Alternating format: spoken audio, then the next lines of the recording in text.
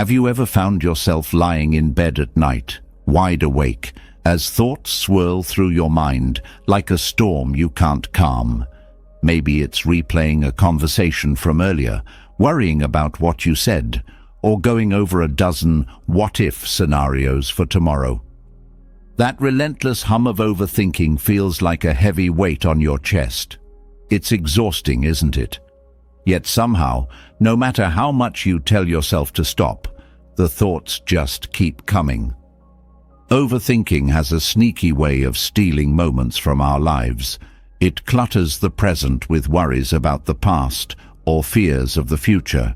It's the quiet voice that tells you, you should have done better, or what if everything goes wrong? It tricks you into believing that spinning those thoughts in your head will somehow solve the problem. But deep down, you know it doesn't. The more you think, the more tangled it all becomes. At first, overthinking might feel harmless, even productive. After all, isn't reflection a good thing? But when those thoughts spiral out of control, they become like quicksand.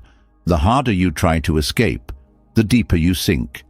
And before you know it, you're caught in a cycle of doubt, anxiety, and second-guessing that drains your energy and steals your peace. Let's take a closer look at this by sharing a story that many of us can relate to. Meet Sarah. She's a hard-working professional who prides herself on being thorough. Sarah likes to have everything planned out, from her daily schedule to her 5-year goals. She's detail-oriented, ambitious, and a bit of a perfectionist. These traits make her great at her job, but they also come with a downside. One evening, after finishing an important presentation at work, Sarah couldn't shake the feeling that she had made a mistake. She thought back to a slide where she hesitated. Did I forget to include that data point? What if they noticed? What if they think I'm unprepared? These thoughts stuck with her like glue. As the evening wore on, Sarah tried to distract herself by cooking dinner, but while chopping vegetables, her mind wandered back to the meeting. Maybe I should have spoken more confidently. Did I use the right tone? Was that one manager frowning because of something I said? The questions were endless, and each one left her more anxious than the last. Later, Sarah sat down to relax with a book, but the words on the page blurred as her inner dialogue took over. She replayed every moment of the meeting, analyzing it from every angle, imagining all the possible judgments her colleagues could be making about her. The frustration built. Why can't I just let this go? She thought. Why do I always do this to myself? By the time she went to bed, Sarah was mentally drained but couldn't sleep. Her thoughts spun into overdrive, dissecting not only the meeting, but other areas of her life. What if I'm not good enough? What if I don't get that promotion? What if I fail and everyone sees it? It wasn't just about the presentation anymore. It was about her sense of self-worth. The overthinking had grown like a wildfire, consuming everything in its path. When Sarah woke up the next day, she felt like she had been run over by a truck. Her body was heavy, her mind foggy. She snapped at her partner over breakfast for no reason and felt guilty about it immediately after. All this because of a single moment from the day before that her mind had magnified beyond recognition. Sarah's story isn't unique. Whether it's a work-related worry, a personal relationship, or an uncertain future, we've all been in her shoes. Overthinking doesn't discriminate. It can strike anyone, any time. And it often masquerades as something helpful, convincing you that by turning a problem over and over in your mind, you'll find the perfect solution. But here's the truth. Overthinking rarely solves anything. Instead, it makes problems seem bigger and more overwhelming than they actually are. It keeps you stuck, replaying the same thoughts like a broken record. And while your brain is busy running in circles, the present moment slips through your fingers. Think about what overthinking does to your body. Your shoulders tense up, your stomach feels knotted, your heart races as if you're running a marathon, even though you're just sitting on your couch. That's because your mind and body are deeply connected. When your thoughts spiral, your body reacts as though it's facing a real threat. Over time, this chronic stress takes a toll. It affects your sleep, your energy levels, your relationships, and even your health. It's no wonder that overthinking is often linked to anxiety, depression, and burnout.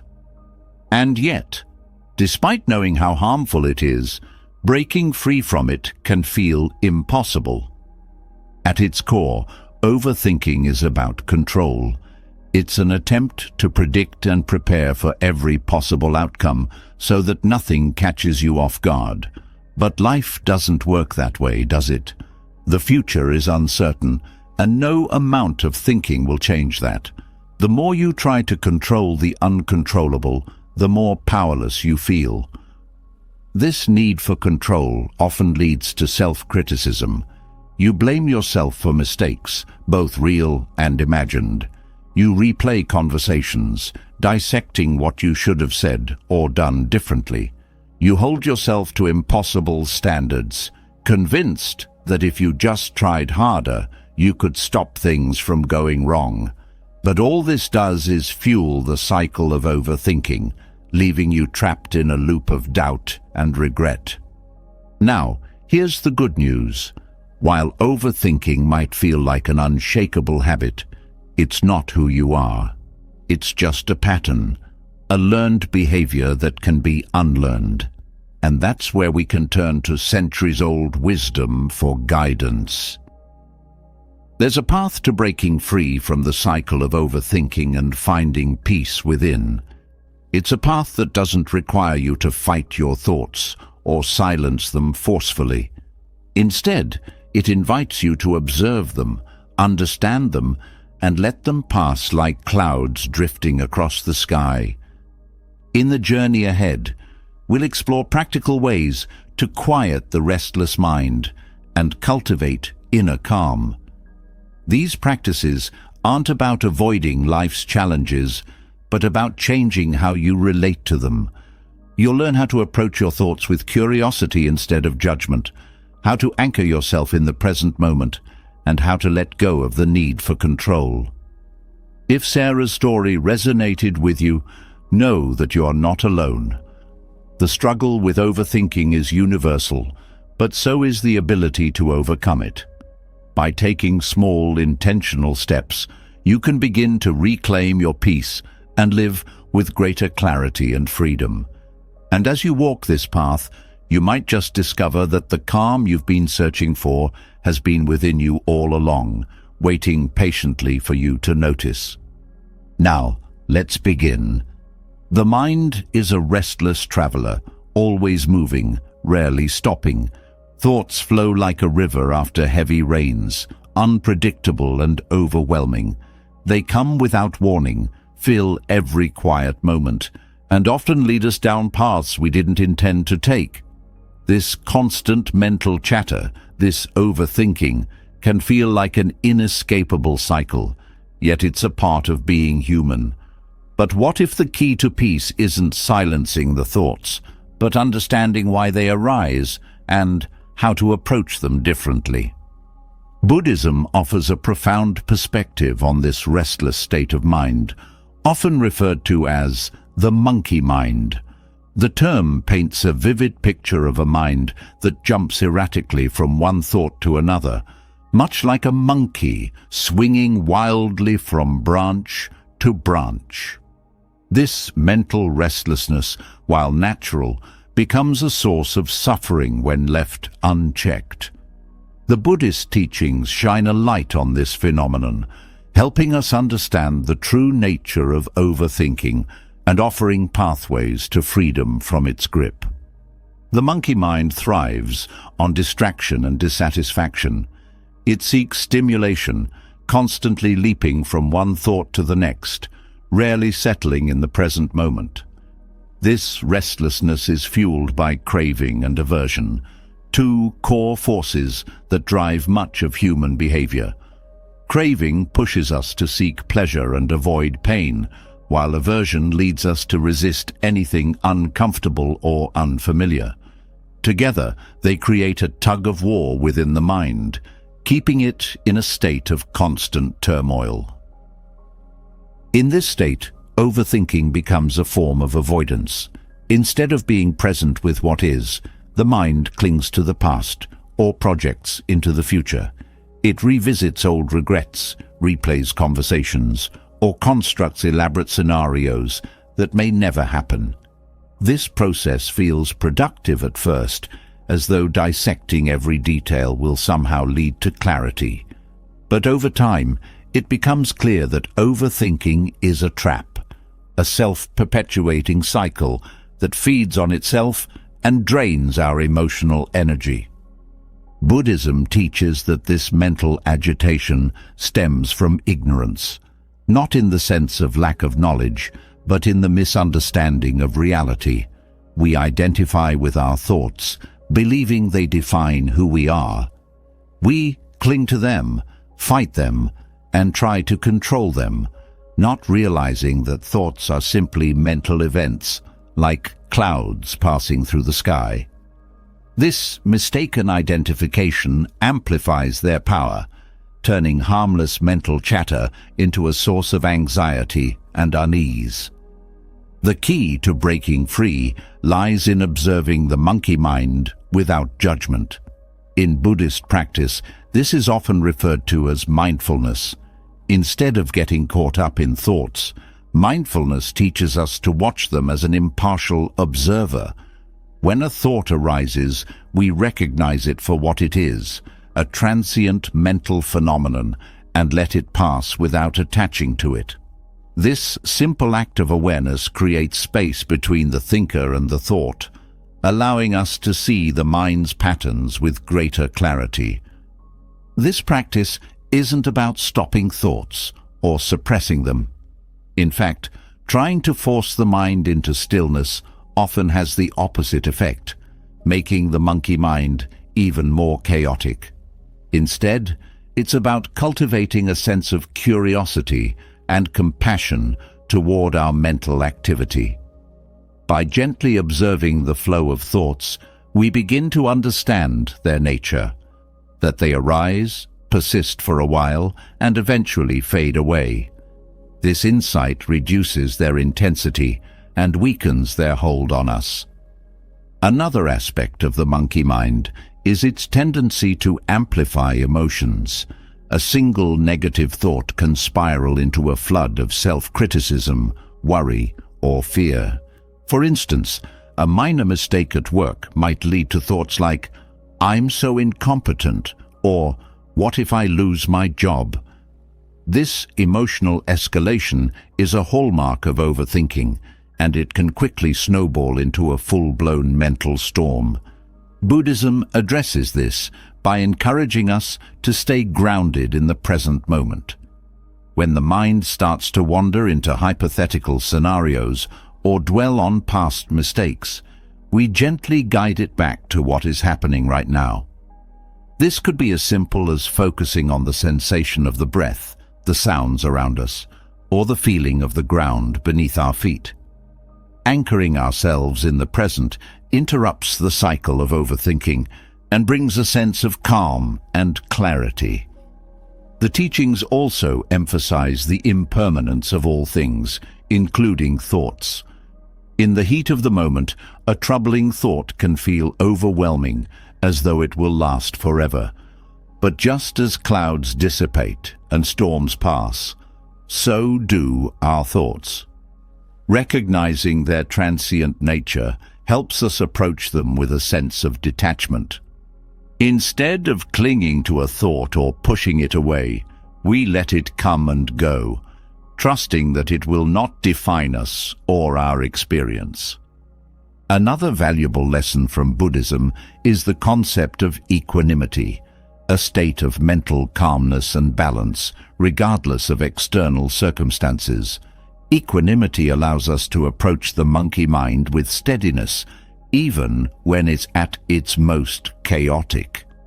It's not about suppressing emotions or pretending everything is fine. Rather, it's about cultivating a deep acceptance of whatever arises. When we meet our thoughts with equanimity, they lose their power to disturb us. This process often begins with self-compassion. Overthinking is frequently fueled by harsh self-judgment, a critical inner voice that magnifies mistakes and highlights shortcomings. Buddhism teaches that we're all worthy of kindness, including from ourselves. By treating our own minds with the same patience and compassion we would offer a close friend, we create a space for healing and growth. The restless mind is also influenced by our environment and habits. In a world filled with constant noise, notifications, and demands for our attention, the monkey mind thrives. It jumps from one distraction to the next, never finding a moment's rest. Buddhist teachings encourage us to create an environment of simplicity and mindfulness. This might mean reducing unnecessary distractions, setting aside time for quiet reflection, or engaging in activities that bring a sense of peace and fulfillment. Buddhism also offers a practical tool for taming the monkey mind: meditation. This ancient practice trains the mind to focus and observe without attachment. In meditation, we learn to sit with our thoughts without reacting to them. Over time, this practice strengthens our ability to remain present and reduces the grip of overthinking. It's like training a wild monkey to sit still, not through force, but through patience and gentle guidance. As we deepen our understanding of the monkey mind, we begin to see that it's not our enemy. It's simply a part of being human, a natural function of the brain that seeks to protect us by analyzing, predicting, and planning. The problem arises when this function goes into overdrive, creating unnecessary suffering. By shifting our perspective and learning to work with the monkey mind, we can transform it from a source of stress into a tool for insight and growth. The restless mind is often compared to a candle flame flickering in the wind, easily disturbed and constantly shifting. But when we cultivate mindfulness, equanimity, and compassion, the flame becomes steady, shining brightly without wavering. This steadiness doesn't mean the wind stops blowing. Rather, it means we've learned to remain centered, regardless of the conditions around us. Through Buddhist teachings, we discover that the monkey mind doesn't need to be defeated. It needs to be understood. When we approach it with curiosity, patience, and compassion, it becomes a gateway to deeper self-awareness and inner peace. By embracing these practices, we step onto a path of freedom, not freedom from thoughts, but freedom from their power to control us. The mind, when left unchecked, can feel like a runaway train. Thoughts race, emotions swell, and before you know it, you're caught in a loop of analysis, judgment, and worry. Recognizing the nature of this mental restlessness is the first step to freedom, but understanding alone doesn't bring peace. It's what you do with that understanding that truly matters. This is where mindfulness becomes not just a concept, but a lifeline, a practice that transforms the way you relate to your thoughts and emotions. Mindfulness is not about silencing the mind or forcing calm.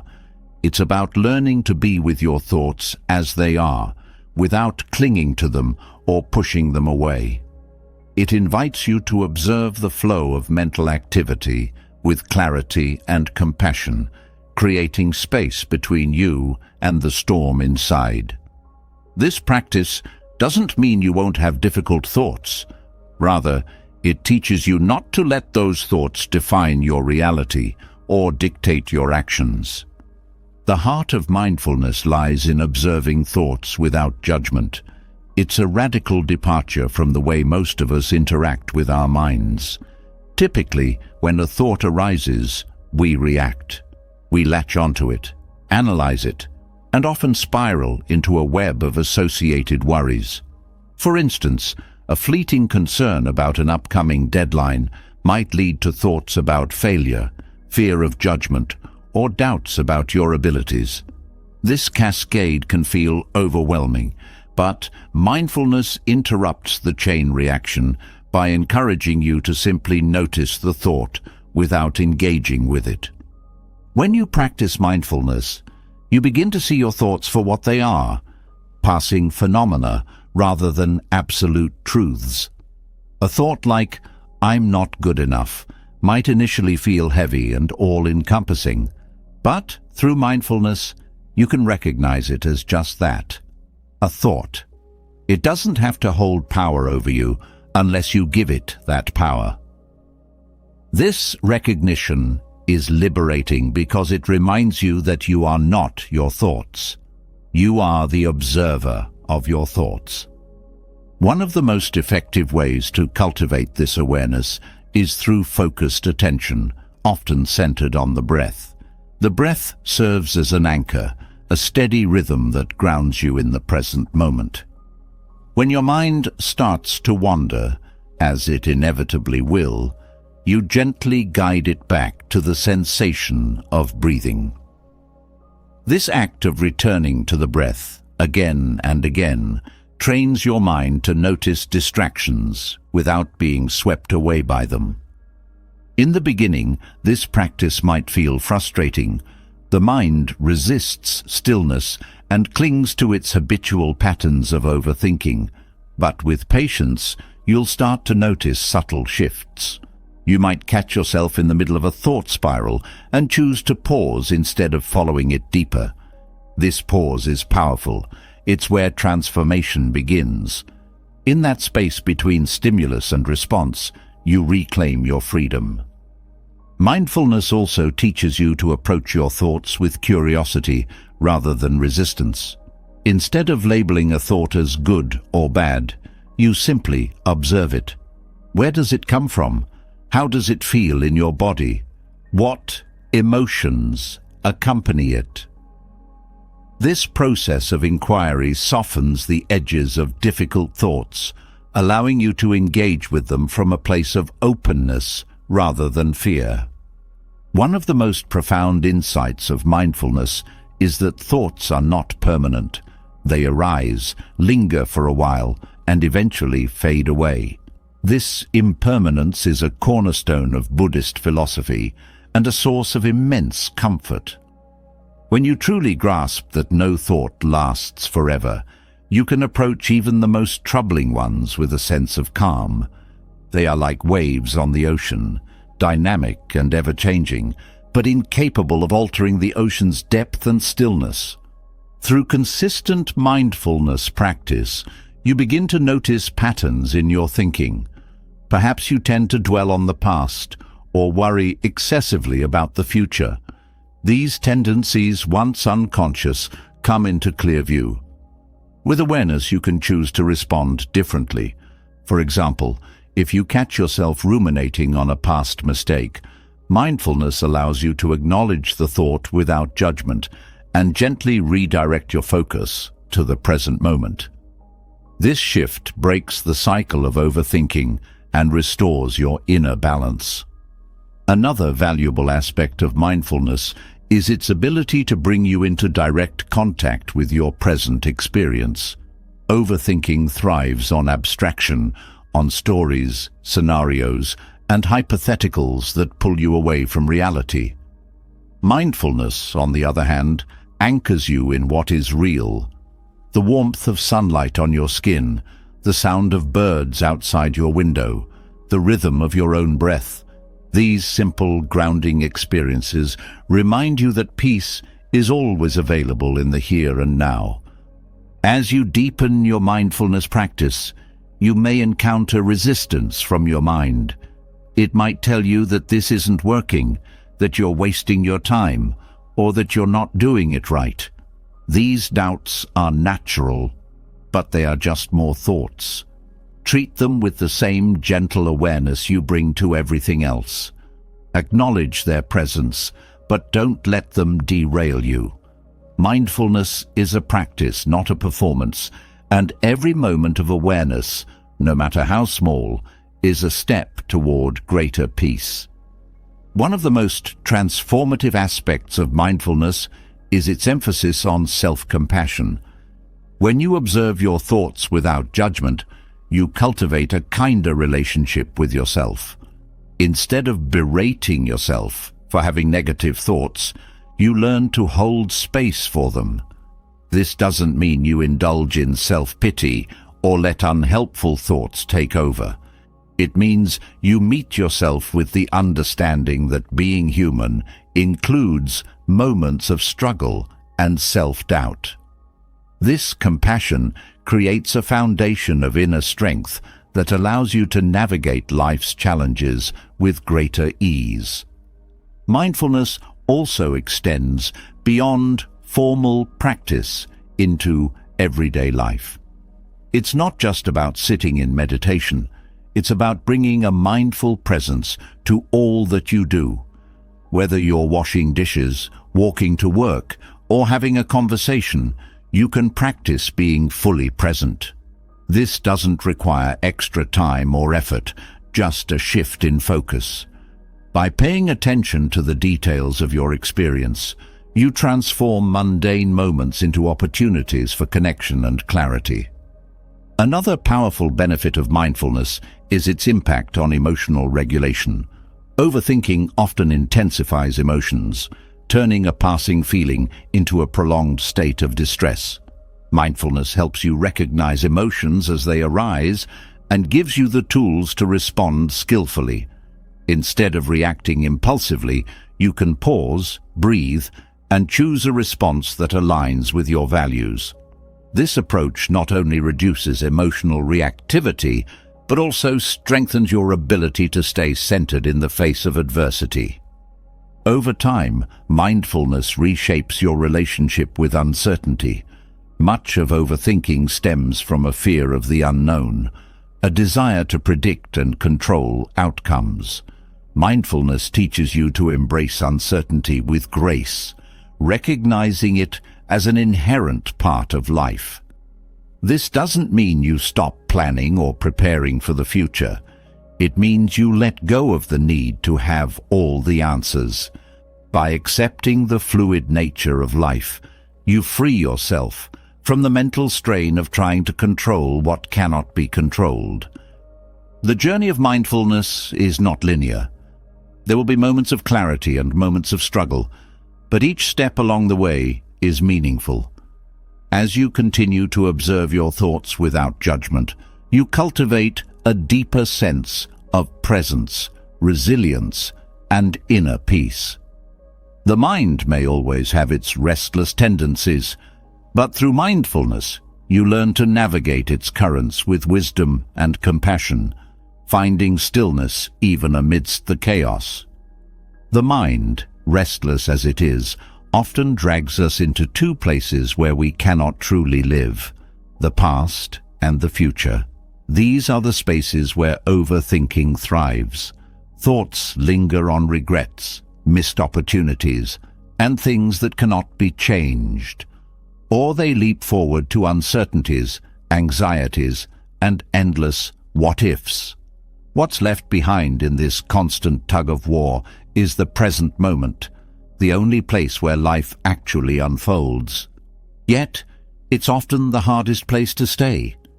Living in the present moment isn't about ignoring the past or neglecting the future. It's about choosing not to be consumed by them. This practice involves anchoring yourself in what is real, tangible, and happening now. The present is where peace resides, but accessing it requires intentional effort and a willingness to let go of the distractions that pull you away.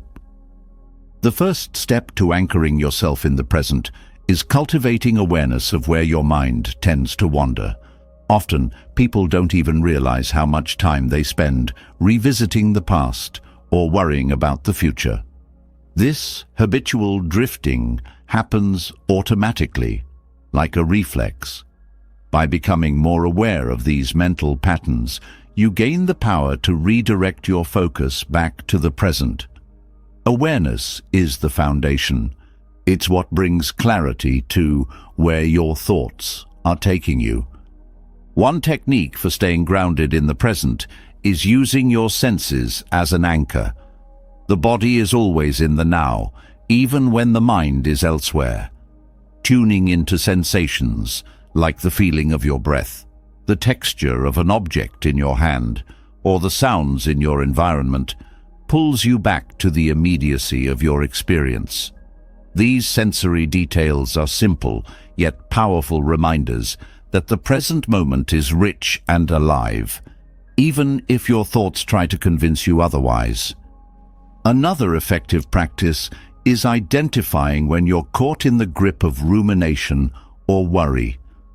Dwelling on the past often involves replaying events and wishing they had unfolded differently, but no amount of thinking can rewrite history. Similarly, worrying about the future creates scenarios in your mind that may never come to pass. When you notice these patterns, pause and gently remind yourself that the past is over, the future hasn't arrived, and your power lies in how you engage with this moment. Letting go of the past and future isn't an act of denial. It's an act of acceptance. Acceptance means acknowledging what has happened and what may come without letting it dominate your mind. For example, if you're carrying guilt over a mistake, acceptance allows you to recognize it, learn from it, and move forward. Without this step, you risk becoming stuck in a loop of self-recrimination that takes you further away from the present. Gratitude is another key to grounding yourself in the moment. When you take time to appreciate what is good and present in your life right now, your mind naturally shifts away from what's missing or what could go wrong. Gratitude transforms the present into a place of abundance rather than scarcity. It's as simple as noticing the warmth of the sun on your skin, the comfort of a familiar routine, or the kindness of a small gesture. These moments of gratitude don't require grand events. They're found in the ordinary when you choose to see them. Breathing is one of the most accessible and effective tools for anchoring yourself in the now. Your breath is always with you, steady and rhythmic, providing a natural focus point. When your mind begins to race, turning your attention to the inhale and exhale creates a sense of calm and presence. The act of mindful breathing not only centers you, but also helps regulate the nervous system, reducing the physiological effects of stress and overthinking. Time often feels like an enemy when the mind is consumed with thoughts of the past or future, but reframing your relationship with time can be transformative. Instead of seeing it as something you're running out of or something to control, view time as the unfolding of each present moment. This shift in perspective makes it easier to focus on what's happening now rather than worrying about what's already gone or hasn't yet arrived. Learning to let go of the need for control is another essential element of living in the present. Much of the anxiety about the future comes from the belief that we can, or should, control every outcome.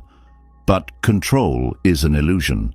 Life is unpredictable, and trying to manage every detail only adds to mental tension. Letting go doesn't mean giving up. It means trusting that you can handle whatever comes your way, one moment at a time. Distraction often pulls people out of the present, particularly in today's fast-paced, technology-driven world. Mindlessly scrolling through your phone, overcommitting to tasks, or filling every spare moment with noise can make it difficult to connect with the now. Setting boundaries with distractions, such as scheduling tech-free time or prioritizing meaningful activities, helps create space for mindfulness and presence. The practice of non-attachment, rooted in Buddhist philosophy, is also vital for staying in the present. Non-attachment doesn't mean you stop caring about things. It means you stop clinging to them as if your happiness depends on their outcome. This mindset allows you to engage fully with what's happening without becoming overly invested in what it means or where it will lead. Non-attachment liberates you from the need to control or cling, allowing you to experience the present moment with greater ease. One of the most common barriers to living in the present is the belief that happiness lies somewhere else, either in the future or in a version of the past. This mindset keeps you perpetually dissatisfied, chasing something that feels just out of reach. Buddhism teaches that contentment is found not in what you have or what you achieve, but in how you relate to this moment. By shifting your focus from external circumstances to internal awareness, you uncover a sense of peace that isn't tied to anything outside yourself. Engaging fully in your activities is another way to ground yourself in the present. Whether you're washing dishes, walking, or having a conversation, doing so with your full attention transforms mundane tasks into meaningful experiences. This approach, often called mindfulness in action, trains you to find joy and presence in the simplicity of daily life. Over time, it becomes second nature to approach each moment with attentiveness and care. The present moment is also where creativity and insight flourish. When your mind isn't preoccupied with replaying the past or anticipating the future, it has the freedom to explore new ideas and perspectives. This clarity allows you to approach challenges with a fresh outlook and respond to situations with greater wisdom. Living in the present doesn't just benefit your mental state, it enhances your ability to navigate life with grace and adaptability. Forgiveness is another important aspect of letting go of the past. Holding on to resentment or anger keeps you tethered to events that can no longer be changed. Forgiveness isn't about condoning harm. It's about freeing yourself from the burden of carrying it. By releasing these emotional weights, you create more space for the present moment and the peace it brings. Over time, the practice of living in the present becomes a habit. At first, it may require conscious effort to redirect your focus, but with consistency, it becomes a natural way of being. The mind learns to rest more easily in the now, finding comfort in the simplicity of what is, rather than the complexity of what was or could be. Living in the present moment is not about perfection or always feeling calm. It's about choosing, again and again, to come back to this moment, no matter how many times you drift away. It's about building a relationship with the here and now, one that is rooted in awareness, acceptance, and gratitude. And in doing so, you unlock the peace that has always been within reach, waiting patiently for your attention. The pull of the past and the push of the future often leave us disconnected from the present, but as we explored, anchoring ourselves in the here and now offers a refuge from the storms of overthinking. While mindfulness helps us build this foundation, the root causes of our mental restlessness often run deeper. To truly understand and transform this struggle, we must delve into the teachings that reveal the origins of suffering itself, the Four Noble Truths.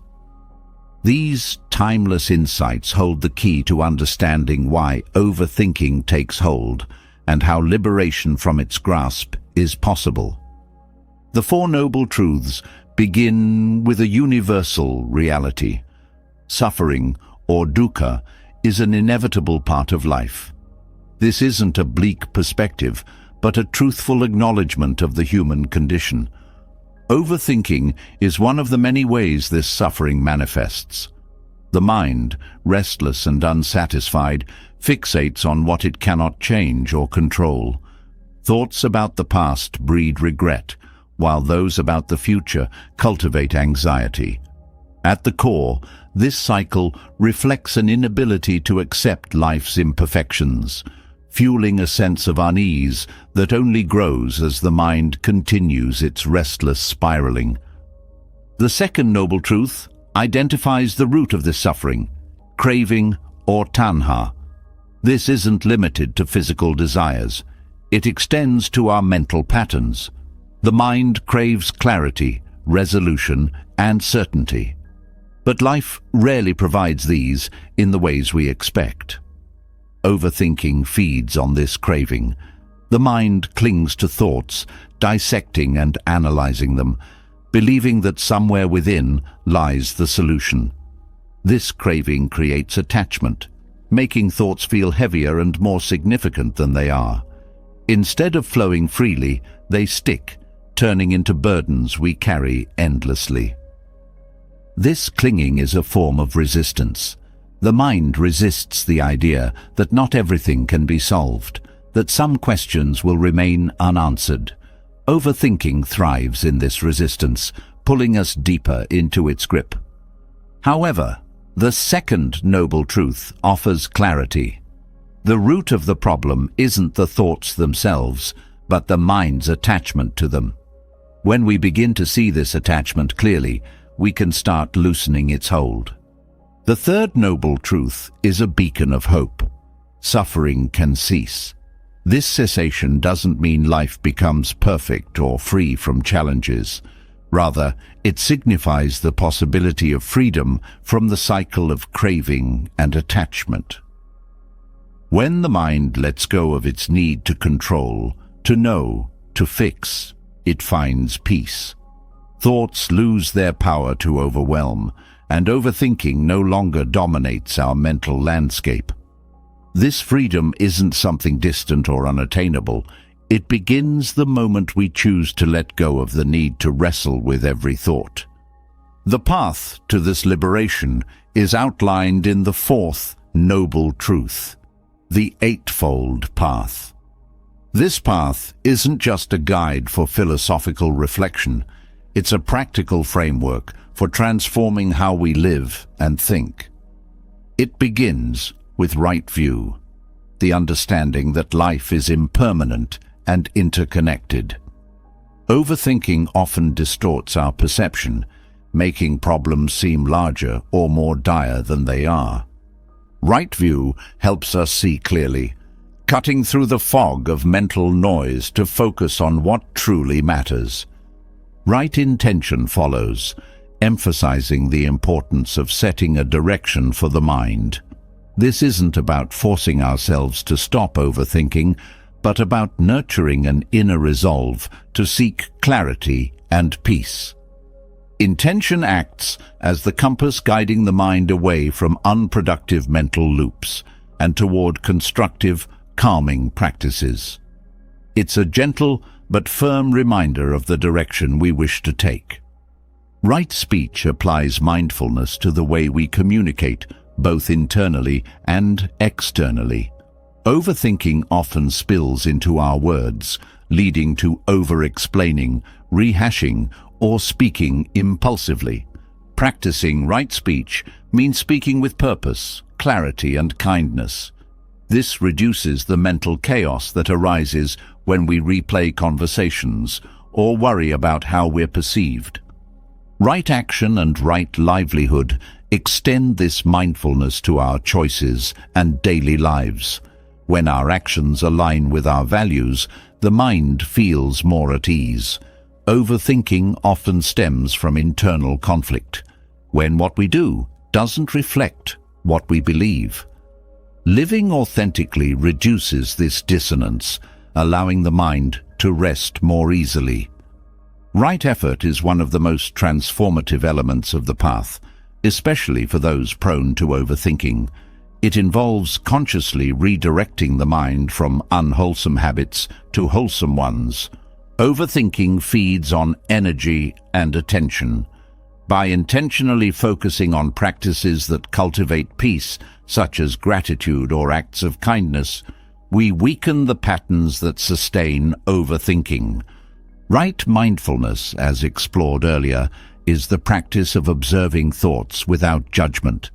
This awareness helps us step back from the whirlwind of overthinking and see thoughts for what they are: temporary mental events. Mindfulness creates space between the thinker and the thought, making it easier to respond rather than react. Right concentration strengthens this ability to stay present. The scattered energy of overthinking is gathered and focused through meditation and other contemplative practices.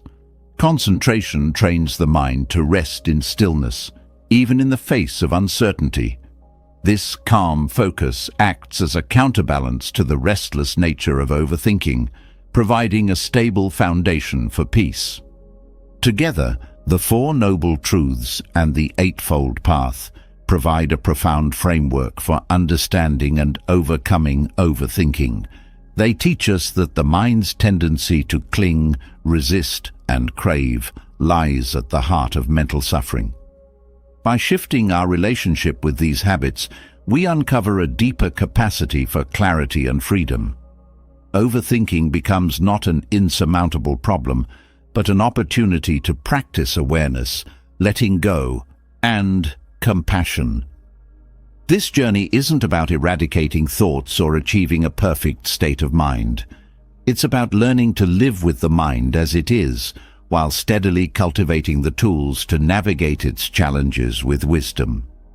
Each step on this path is an invitation to discover the stillness that exists beneath the surface of the mind, a stillness that has always been there, waiting patiently to be noticed.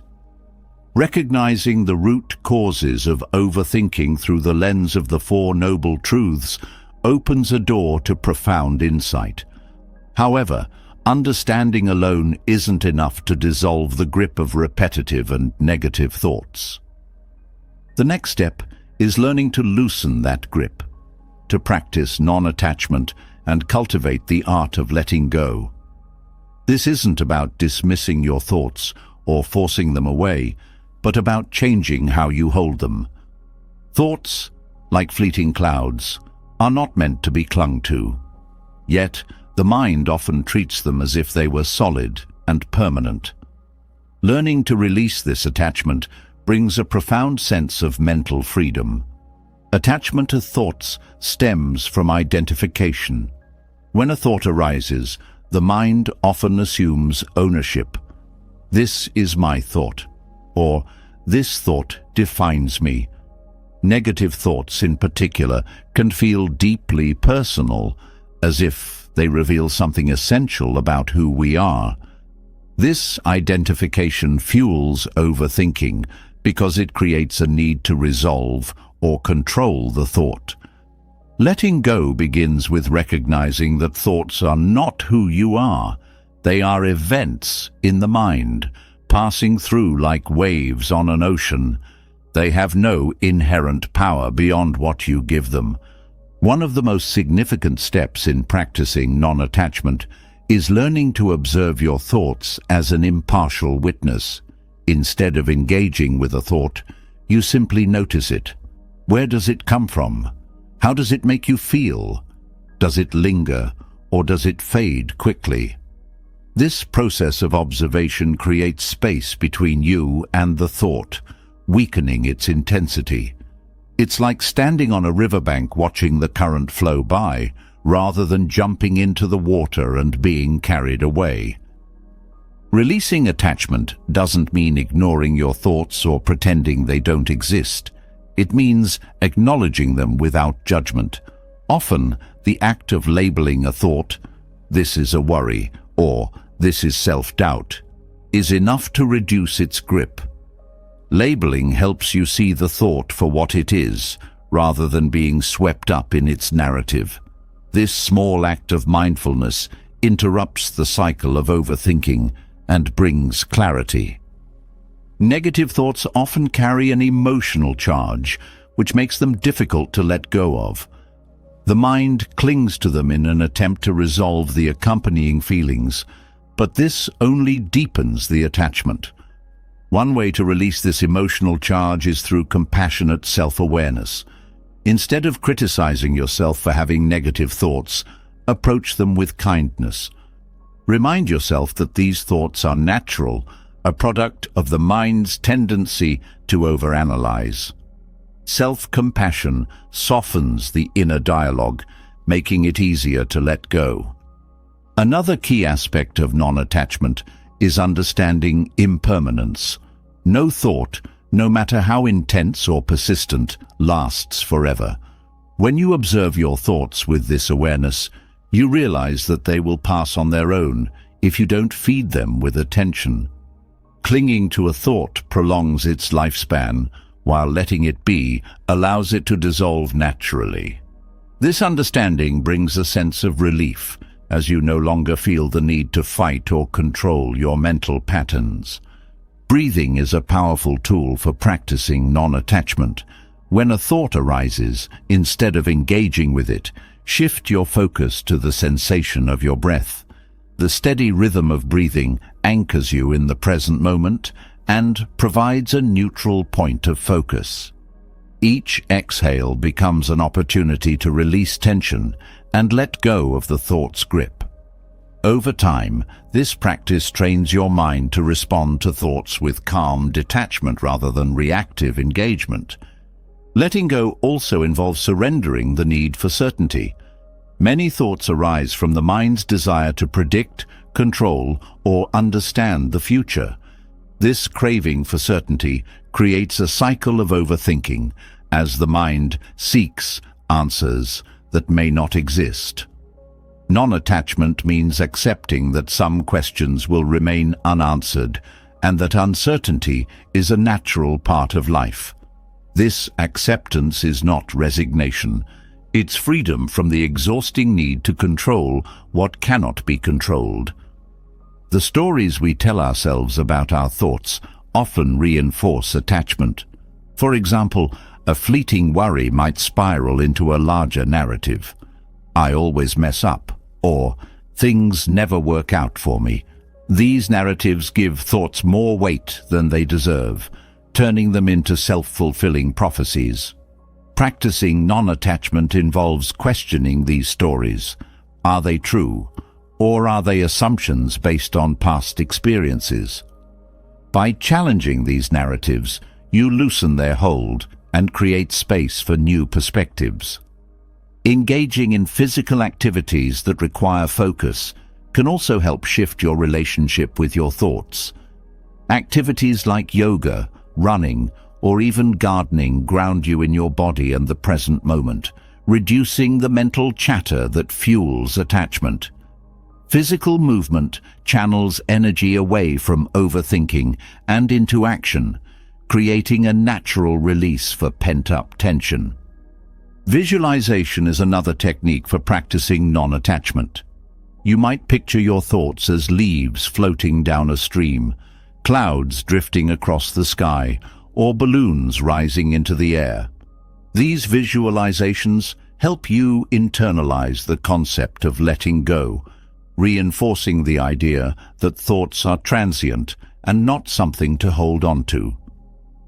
The role of gratitude in releasing attachment cannot be overstated.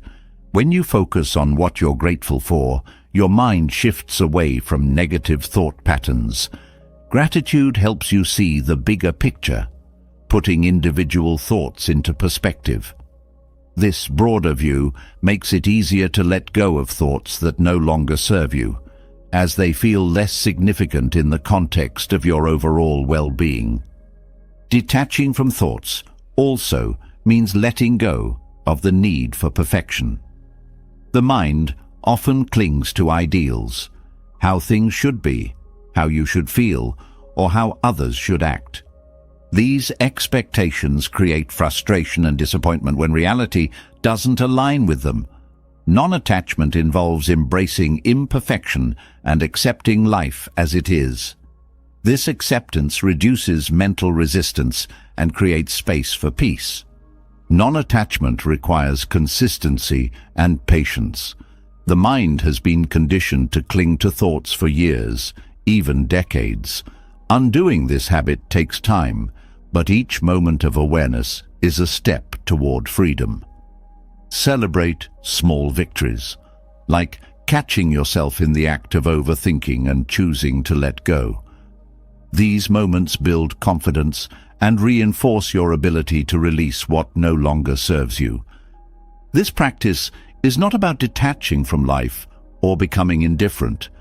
It's about engaging with life more fully by not being weighed down by the unnecessary.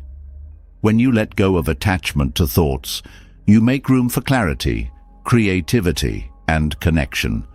The energy once spent on overthinking can be redirected toward meaningful pursuits and authentic presence. Letting go is a skill, not an endpoint. It's something you return to again and again, refining your ability to release attachment with each practice. Over time, the mind becomes less reactive and more spacious, allowing you to navigate life's challenges with greater ease. The art of letting go is not about avoiding thoughts, but transforming how you hold them, lightly, with grace, and with the wisdom that they do not define you. In this practice, you uncover the profound freedom that lies in simply allowing thoughts to come and go, like the natural rhythm of the breath. Greater than. Letting go of attachment to thoughts creates space for the mind to breathe, but into that space often comes another challenge, the harsh voice of self-judgment.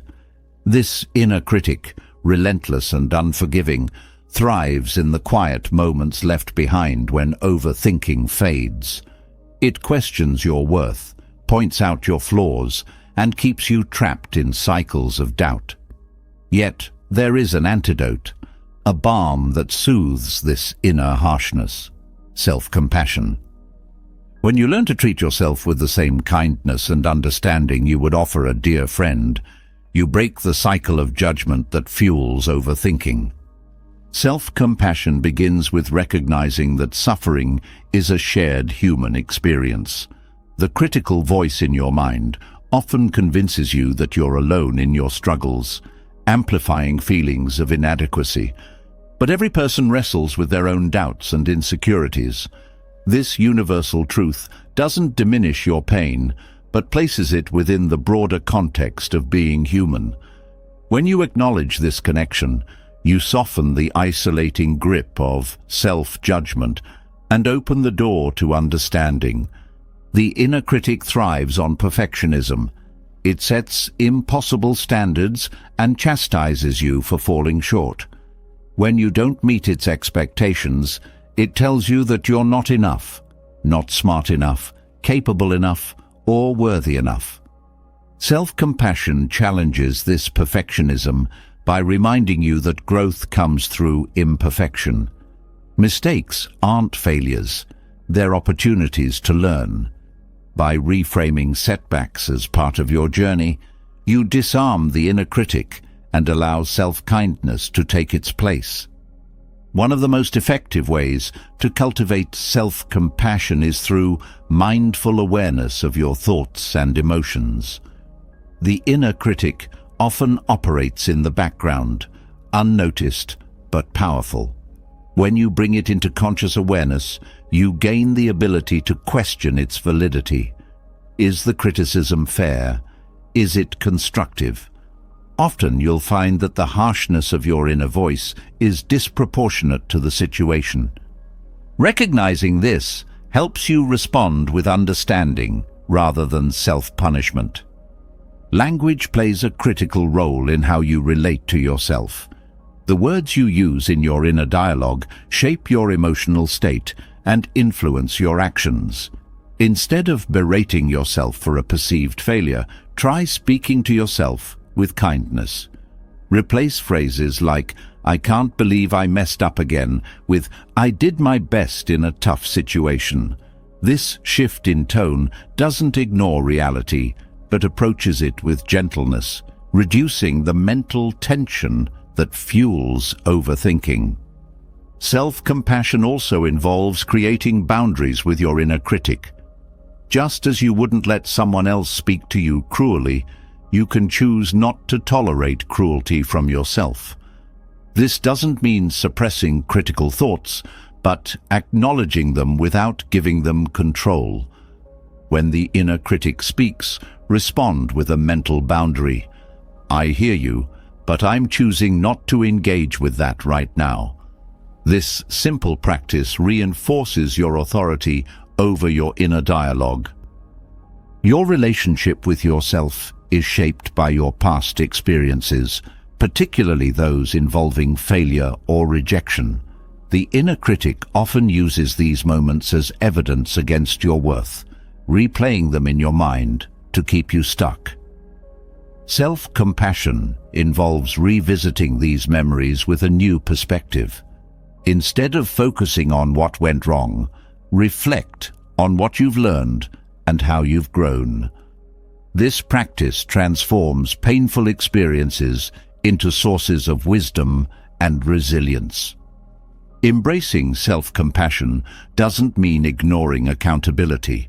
It's not about letting yourself off the hook or avoiding responsibility. Instead, it's about holding yourself accountable with kindness rather than criticism.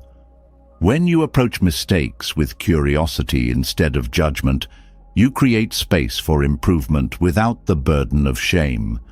This shift empowers you to make better choices in the future without being weighed down by regret. The physical body often bears the brunt of self-judgment. Stress from overthinking and self-criticism manifests as tension, fatigue, or even illness. Practicing self-compassion extends to caring for your body as well as your mind.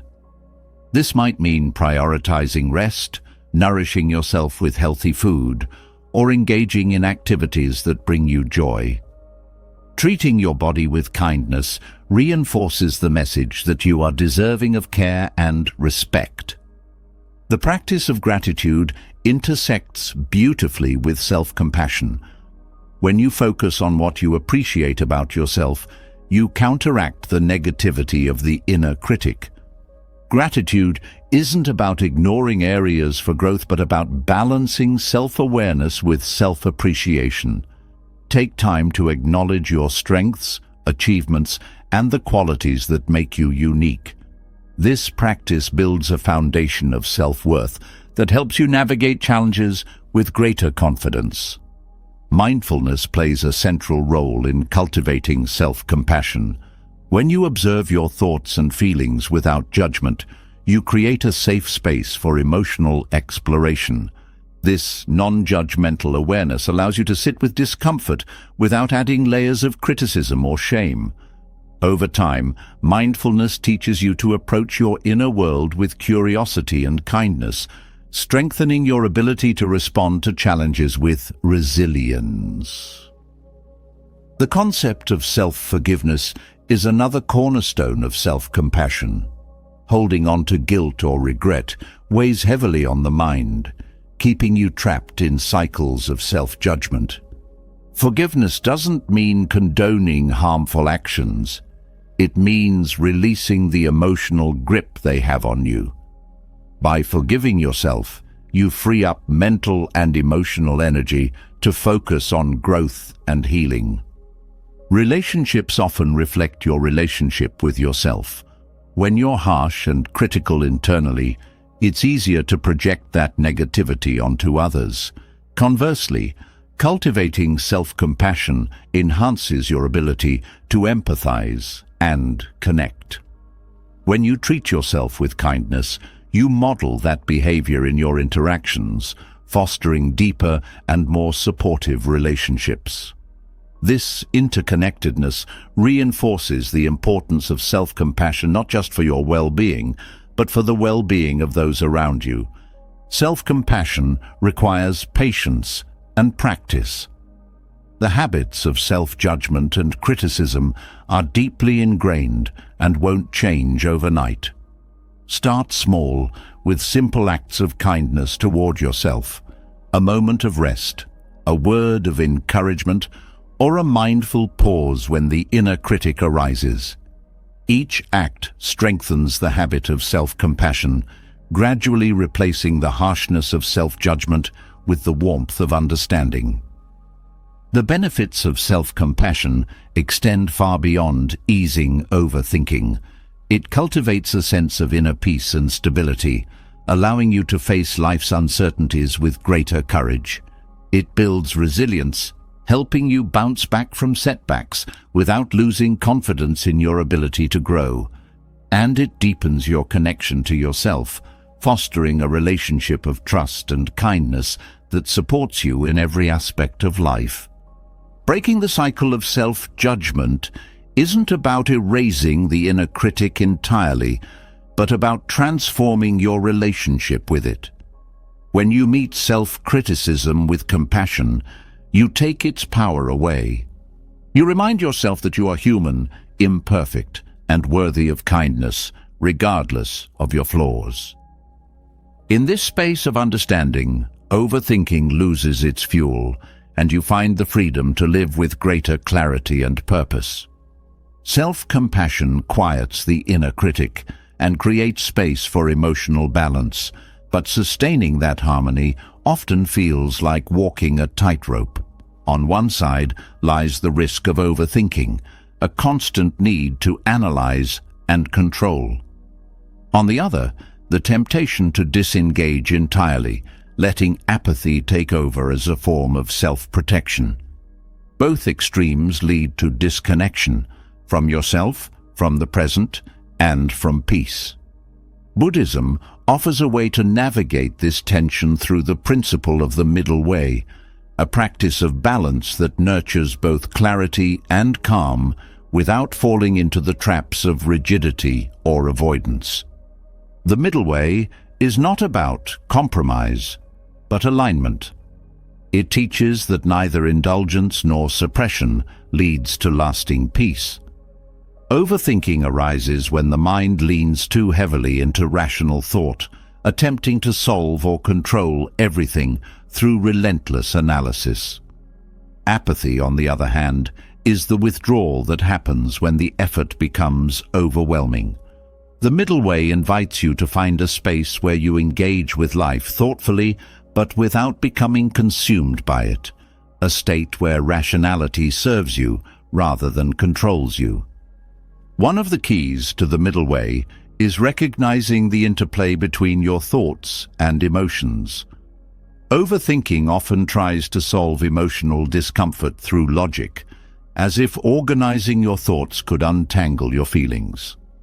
This approach leads to frustration, as thoughts and emotions operate on different levels. The middle way suggests meeting emotions with awareness rather than logic, allowing them to exist without demanding they make sense. When you stop trying to rationalize your feelings and instead sit with them compassionately, you create a balance that softens the mind's tendency to spiral. The principle also challenges the mind's binary thinking.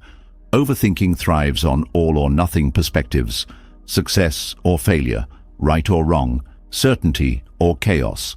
These rigid categories narrow your view and amplify stress. The middle way encourages a broader perspective, one that acknowledges nuance and complexity. For example, a setback doesn't mean failure. It's a single moment in a larger journey. This perspective reduces the mental intensity that fuels overthinking and brings a sense of proportion to life's challenges. Balancing rational thought and inner peace requires a conscious relationship with your thoughts. Rationality is a powerful tool, but when left unchecked, it can dominate your mental space. The middle way teaches that thoughts should be used as tools, not masters. Instead of letting your mind race unchecked, practice choosing which thoughts to engage with and which to release.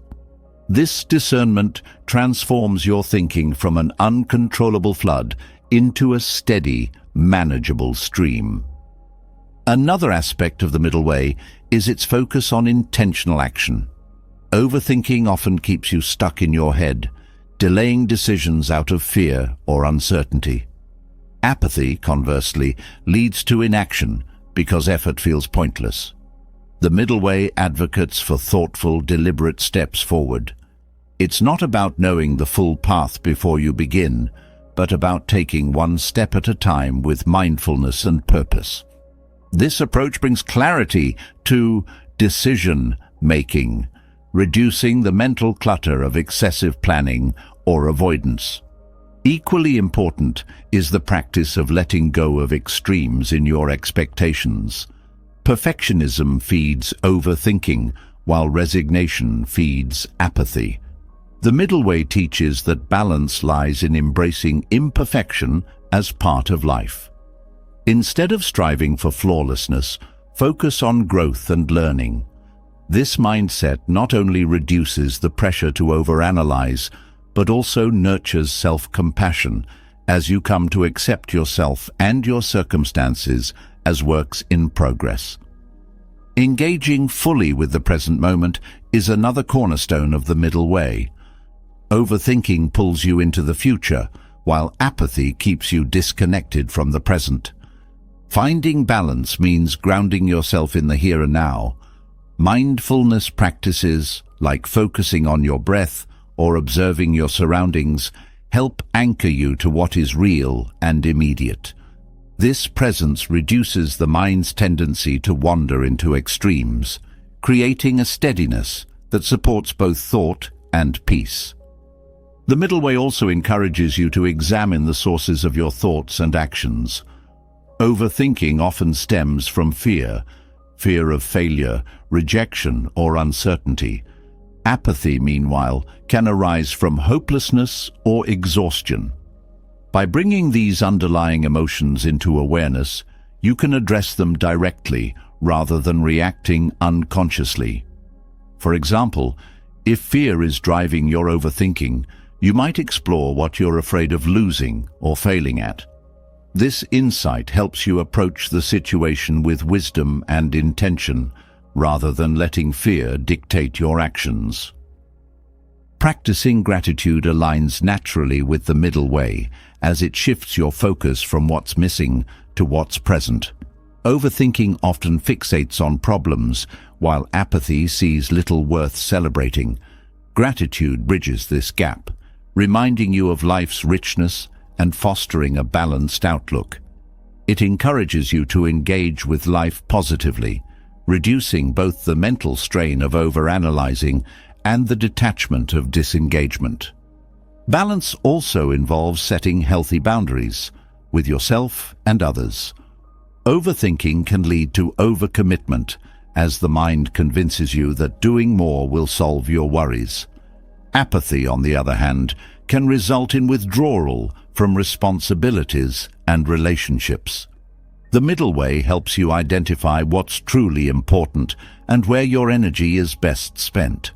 Saying no when needed and prioritizing what aligns with your values creates a balance that protects your mental and emotional well-being.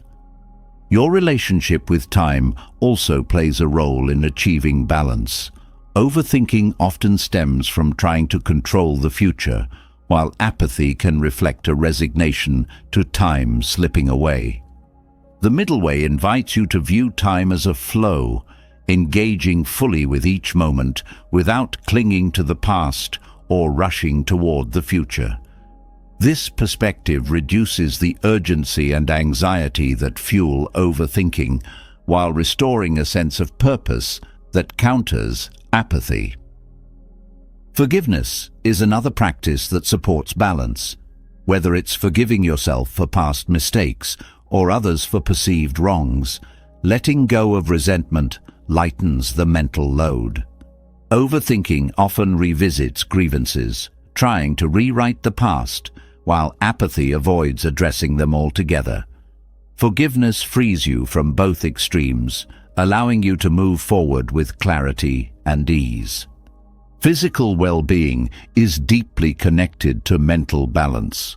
Overthinking can lead to burnout, while apathy often results in neglect of self-care. The middle way emphasizes the importance of tending to your body with the same mindfulness you bring to your mind. Regular movement, nourishing food, and restful sleep create a foundation of balance that supports both rational thought and emotional peace. Engaging in meaningful activities is another way to cultivate balance. Overthinking often focuses on outcomes, while apathy may question the point of effort. The middle way encourages you to find joy in the process, not just the result.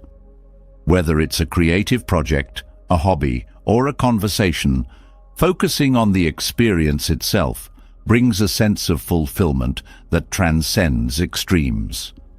The middle way ultimately teaches that balance is not static, but dynamic.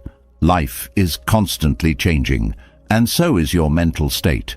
Some days may lean toward overthinking, while others drift into apathy. The practice lies in recognizing these shifts and gently guiding yourself back to center. This ongoing process builds resilience, helping you navigate challenges with a calm and steady mind. In embracing the middle way, you learn that peace isn't found in avoiding difficulty or controlling every detail. It's found in meeting life as it is, with both clarity and compassion. By balancing rational thought within a peace, you create a space where the mind can rest and the heart can thrive. This balance is not an endpoint, but a journey, one that leads to a deeper connection with yourself and the world around you.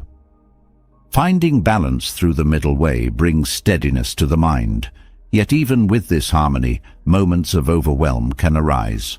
When life's challenges seem to stretch your inner calm to its limits, there is one tool that is always accessible, always ready to guide you back: your breath.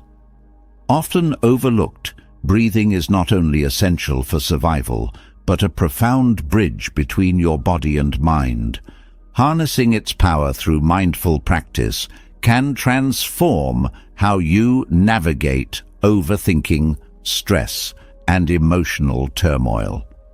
The breath is unique in that it is both automatic and voluntary.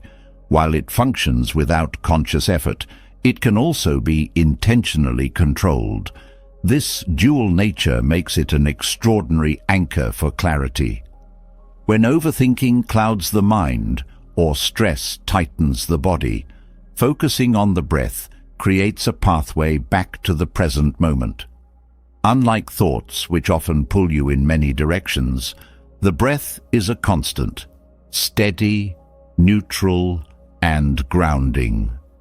Intentional breathing begins with awareness. Often when the mind is caught in overthinking, the breath becomes shallow and irregular.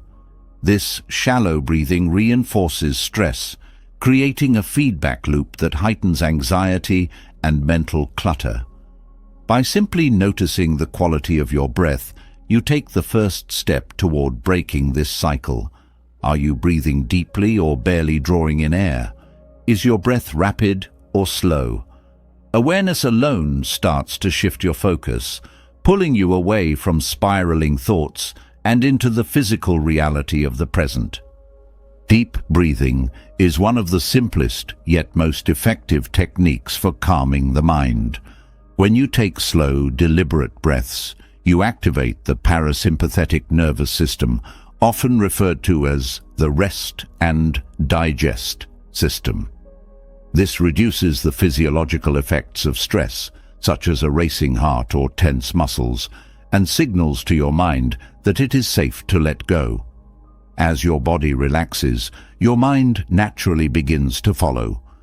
The act of slowing your breath also slows your thoughts. Overthinking thrives on speed, rapid mental loops that feed on one another. Deliberate, measured breathing interrupts this momentum, creating space between one thought and the next.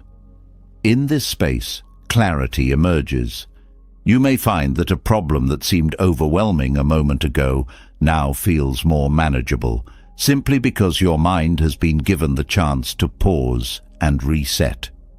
Rhythmic breathing is another powerful practice for promoting calm and focus. Techniques like box breathing, where you inhale for 4 counts, hold for 4 counts, exhale for 4 counts, and hold again for 4 counts, create a steady rhythm that the mind can easily follow. This rhythm acts as a mental metronome, helping to quiet mental chatter and bring your attention to the present. It also fosters a sense of control, reminding you that even in moments of chaos, your breath is something you can regulate. Focusing on the breaths also shifts your perspective on thoughts themselves. When you concentrate on the sensation of breathing, the cool air entering your nostrils, the rise and fall of your chest, you realize that thoughts, like the breath, come and go. They are transient, impermanent. This realization helps you detach from overthinking as you begin to see thoughts not as fixed realities, but as passing phenomena. Mindful breathing is not limited to sitting in stillness. It can be integrated into daily life, offering a way to stay grounded even in the midst of activity. For example, during a stressful meeting or while navigating a challenging conversation, pausing to take a few deep breaths can help you respond with clarity instead of reacting impulsively. These moments of intentional breathing act as micro-reset points, preventing the buildup of tension that leads to overwhelm. Breathing practices can also be tailored to your emotional state. For instance, if you're feeling anxious, extending the exhale longer than the inhale helps calm the nervous system. Inhaling for 4 counts and exhaling for 6 counts is a simple yet effective way to reduce anxiety. On the other hand, if you're feeling sluggish or unmotivated, focusing on deep, energizing inhales can reinvigorate both body and mind. The adaptability of breathing techniques makes them a versatile tool for maintaining mental and emotional balance. The connection between the breath and the mind is further reinforced through visualization. Pairing your breath with imagery, such as picturing stress leaving your body with each exhale, or imagining a sense of calm entering with each inhale, amplifies the effects of mindful breathing. Visualization engages the mind in a positive way, redirecting its focus from overthinking to the sensations and images associated with relaxation. Breathing also bridges the gap between awareness and acceptance. Overthinking often arises from resistance to uncertainty, discomfort, or imperfection. When you focus on your breath, you practice acceptance in its simplest form, allowing the inhale and exhale to flow naturally without forcing or resisting. This practice translates into a broader mindset of allowing life to unfold as it is, reducing the mental tension that fuels overthinking. Group practices, such as guided breathing exercises or breathwork sessions, can further enhance your connection to this tool. Sharing the experience with others not only deepens your practice, but also fosters a sense of community and support. This collective energy can be particularly grounding during times of heightened stress, reminding you that you are not alone in your journey. Consistency is key to unlocking the full potential of mindful breathing. Like any skill, it requires regular practice to become second nature.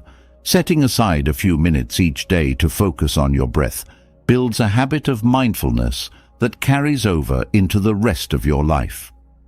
Over time, you may find that your response to stress becomes less reactive and more intentional, as your practice strengthens the connection between your breath and your sense of calm. Breathing, though simple, is profound in its ability to connect you to the present, quiet the mind, and restore balance. It doesn't require special tools or a specific environment. It's always with you, accessible in every moment.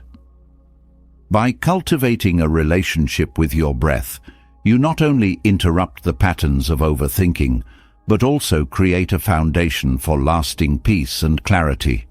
This quiet power, hidden in something so ordinary, becomes a gateway to extraordinary transformation. The breath has a way of anchoring us in the present, offering clarity and calm amid the storm of thoughts. Yet, while breathing serves as a gateway to stillness, meditation takes this practice further, guiding the mind into a deeper state of peace. Meditation is not about silencing the mind completely or forcing thoughts to disappear. Instead, it's a practice of creating space, a space where thoughts can arise and pass without pulling you into their currents. It's in this space that true stillness is found, even in the busiest of minds. Meditation begins with intention. In a world that constantly demands your attention, choosing to sit in stillness is an act of defiance against chaos. The mind, accustomed to constant stimulation, resists this stillness at first. Thoughts flood in, each one vying for your attention. But the beauty of meditation lies in learning to observe these thoughts without judgment. You don't have to push them away or hold on to them. Instead, you acknowledge their presence and let them drift away, like leaves carried by a gentle stream. Vipassana meditation, one of the oldest Buddhist practices, offers profound insight into the nature of the mind. At its core, Vipassana is about seeing things as they are, not as you want them to be. It begins with focusing on the breath, using it as a point of concentration to steady the mind. As your focus deepens, you expand your awareness to the sensations in your body, the emotions that arise, and the thoughts that pass through your mind. This practice trains you to observe without reacting, breaking the cycle of overthinking by cultivating equanimity. Through Vipassana, you begin to notice patterns in your thoughts. You see how certain triggers lead to specific mental loops, how emotions fuel overthinking, and how attachment to outcomes keeps you trapped. This awareness is transformative. By observing these patterns without judgment, you weaken their grip on your mind. Over time, you develop the ability to respond to life with clarity and calm, rather than reacting impulsively. One of the most powerful aspects of meditation is its ability to create distance between you and your thoughts. Overthinking often feels overwhelming because it blurs the boundary between the thinker and the thought. Meditation re-establishes this boundary, helping you see that thoughts are not facts. They are fleeting mental events. This shift in perspective reduces their intensity and allows you to engage with them more skillfully. Body scanning, another foundational practice in Vipassana, further enhances this awareness. By systematically observing sensations throughout your body, you train your mind to stay present and attuned to the subtleties of your experience. This practice not only grounds you in the moment, but also reveals how tightly the mind and body are connected. For example, you may notice tension in your shoulders during moments of stress, or a fluttering in your chest when anxiety arises. By acknowledging these sensations without resistance, you create space for them to soften and release. Mantra meditation offers another path to stillness. In this practice, you focus on a word, phrase, or sound, repeating it silently or aloud. The repetition of the mantra acts as a focal point, giving your mind something steady to return to when it wanders. This practice is particularly helpful for quieting a busy mind, as the rhythm of the mantra provides a soothing anchor. Over time, the sound of the mantra fades into the background, leaving behind a profound sense of quiet and presence. Meditation also invites you to explore the concept of impermanence on a deeper level. Thoughts and emotions, no matter how intense, are not permanent. They arise, linger for a while, and eventually pass. When you meditate, you experience this truth firsthand, observing the ebb and flow of your mental and emotional states.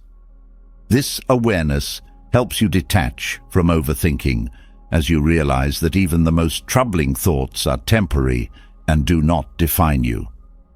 The practice of loving-kindness meditation, or metta, complements vipassana by cultivating compassion and goodwill. In this practice, you direct kind and loving thoughts toward yourself, loved ones, and eventually all beings.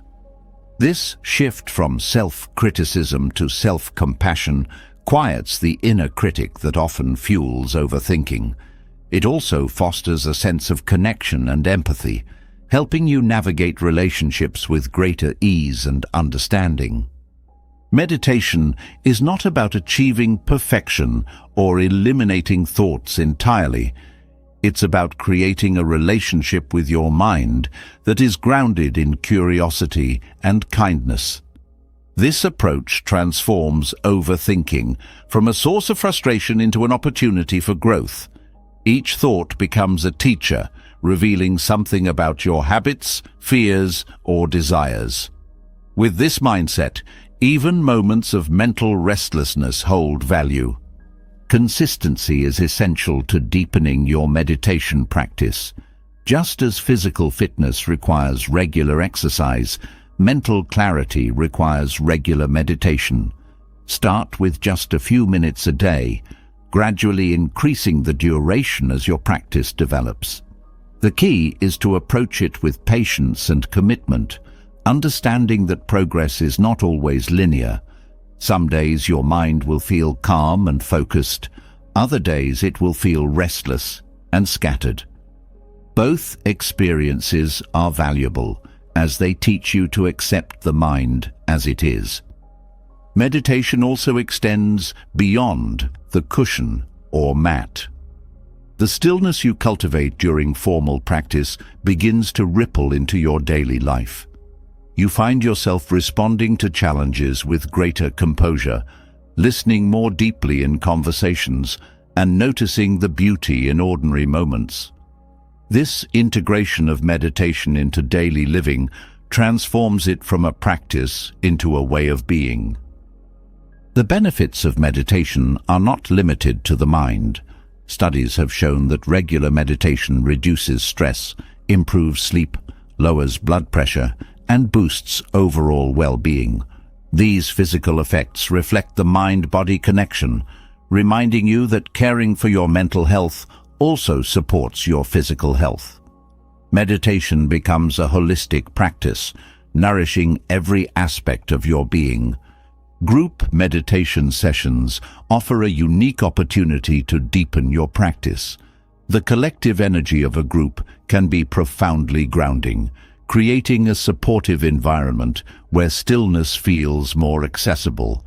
Sharing the experience with others also fosters a sense of community and connection, reminding you that you are not alone in your journey. As you explore meditation, it's important to approach it with an open heart and mind. Let go of expectations about what it should feel like or how quickly you should see results. Meditation is not about achieving a specific state. It's about showing up for yourself, moment by moment. Each breath, each pause, each moment of awareness is a step toward greater clarity and peace. In the stillness of meditation, you rediscover the quiet wisdom that lies beneath the noise of the mind. This wisdom is not something external that you need to seek. It's already within you, waiting to be uncovered. Through meditation, you learn to access this inner stillness even in the midst of life's busyness. It is here, in this quiet space, that you find the freedom to live with clarity, intention, and profound peace. Meditation reveals a profound truth. Beneath the surface of every restless thought lies stillness, waiting to be noticed. Yet, even with this stillness, the mind often clings to thoughts, treating them as permanent fixtures instead of fleeting events. This is where the Buddhist understanding of impermanence becomes transformative. When you truly grasp the transient nature of thoughts, emotions, and experiences, their power over you diminishes. Impermanence doesn't just bring relief, it offers a gateway to freedom from the cycles of overthinking. Impermanence, or anicca, is a cornerstone of Buddhist philosophy. It teaches that everything, whether a thought, an emotion, or a moment, is in a constant state of change. Nothing remains the same from one moment to the next. Overthinking thrives on the illusion of permanence, convincing you that a single troubling thought or emotion defines your reality. Recognizing impermanence dismantles this illusion, showing you that no thought, no matter how heavy, lasts forever. Thoughts often feel overwhelming because they seem solid, as if they carry weight that must be resolved. Impermanence reminds you that thoughts are like clouds passing through the sky. They may linger, but they inevitably drift away. This understanding helps you step back from overthinking, allowing thoughts to come and go without clinging to them or amplifying their intensity. The act of observing a thought, rather than engaging with it, becomes easier when you internalize its temporary nature. Overthinking frequently fixates on the past or the future, replaying old mistakes or projecting fears onto what lies ahead. Impermanence disrupts this pattern by grounding you in the present moment, where thoughts are simply part of the flow of experience. The realization that the past is gone and the future has not yet arrived brings perspective. It helps you see that clinging to what cannot be changed or controlled only creates unnecessary suffering. This perspective extends to emotions, which are often closely tied to overthinking. When you feel anxious, angry, or sad, these emotions can feel endless, as if they will consume you forever. Impermanence reminds you that emotions, like thoughts, are transient. They rise, peak, and fade, following a natural rhythm. Instead of resisting or trying to suppress these feelings, you can acknowledge them with the confidence that they too will pass. The concept of impermanence also helps reduce the intensity of perfectionism, a common driver of overthinking. Perfectionism arises from the belief that outcomes must be flawless and lasting. Recognizing that all achievements, no matter how significant, are temporary, allows you to focus on the process rather than the outcome. This shift in focus reduces the pressure to overanalyze every decision or action, freeing you to engage with life more fully. Impermanence doesn't just apply to thoughts and emotions. It encompasses all aspects of life. Relationships, possessions, and even physical health are subject to change. While this reality may initially seem unsettling, it also brings a profound sense of liberation. When you accept that nothing is permanent, you stop clinging to what is beyond your control. This acceptance creates space for gratitude, as you learn to appreciate moments and connections without the fear of losing them. The practice of mindfulness deepens your understanding of impermanence. By staying present and observing the flow of your thoughts and experiences, you witness change in real time. A thought that felt overwhelming a moment ago fades into the background, replaced by another. This direct experience of impermanence reinforces the idea that overthinking is a habit that can be unlearned. It also cultivates patience as you learn to sit with discomfort, knowing it will eventually pass. Visualization can be a powerful tool for embracing impermanence. Picture your thoughts as leaves floating down a river or waves breaking on the shore. These images remind you that thoughts are part of a larger flow, not fixed objects to be held onto. By associating your thoughts with movement and change, you reinforce the understanding that they are temporary and do not define you. Impermanence also offers a way to reframe failure and regret. Overthinking often latches onto past mistakes, replaying them endlessly in an attempt to rewrite history. When you view these experiences through the lens of impermanence, you see them as moments in a larger narrative, not defining chapters. This perspective allows you to learn from your mistakes without being trapped by them, fostering growth and resilience.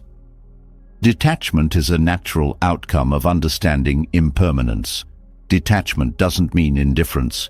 It means relating to your thoughts and emotions with clarity rather than clinging or aversion. When you detach from the need to fix or control every thought, you create space for peace. This detachment is not cold or distant. It's compassionate, rooted in the knowledge that all things are part of a greater flow. Impermanence also encourages you to let go of the need for certainty. Overthinking often stems from a desire to predict or control the future, which is inherently uncertain. Accepting that change is constant allows you to approach uncertainty with curiosity rather than fear. This shift in mindset reduces the mental strain of overanalyzing potential outcomes, replacing it with a sense of openness and trust in the unfolding of life. The teachings of impermanence are not just intellectual, they are deeply experiential. Practices like meditation and mindful breathing help you embody this understanding as you observe the constant rhythm of your breath and the subtle shifts in your body. These practices anchor you in the present, where impermanence is not an abstract concept, but a lived reality. Each breath becomes a reminder that life is a series of moments, each one passing into the next. Embracing impermanence also deepens your capacity for gratitude.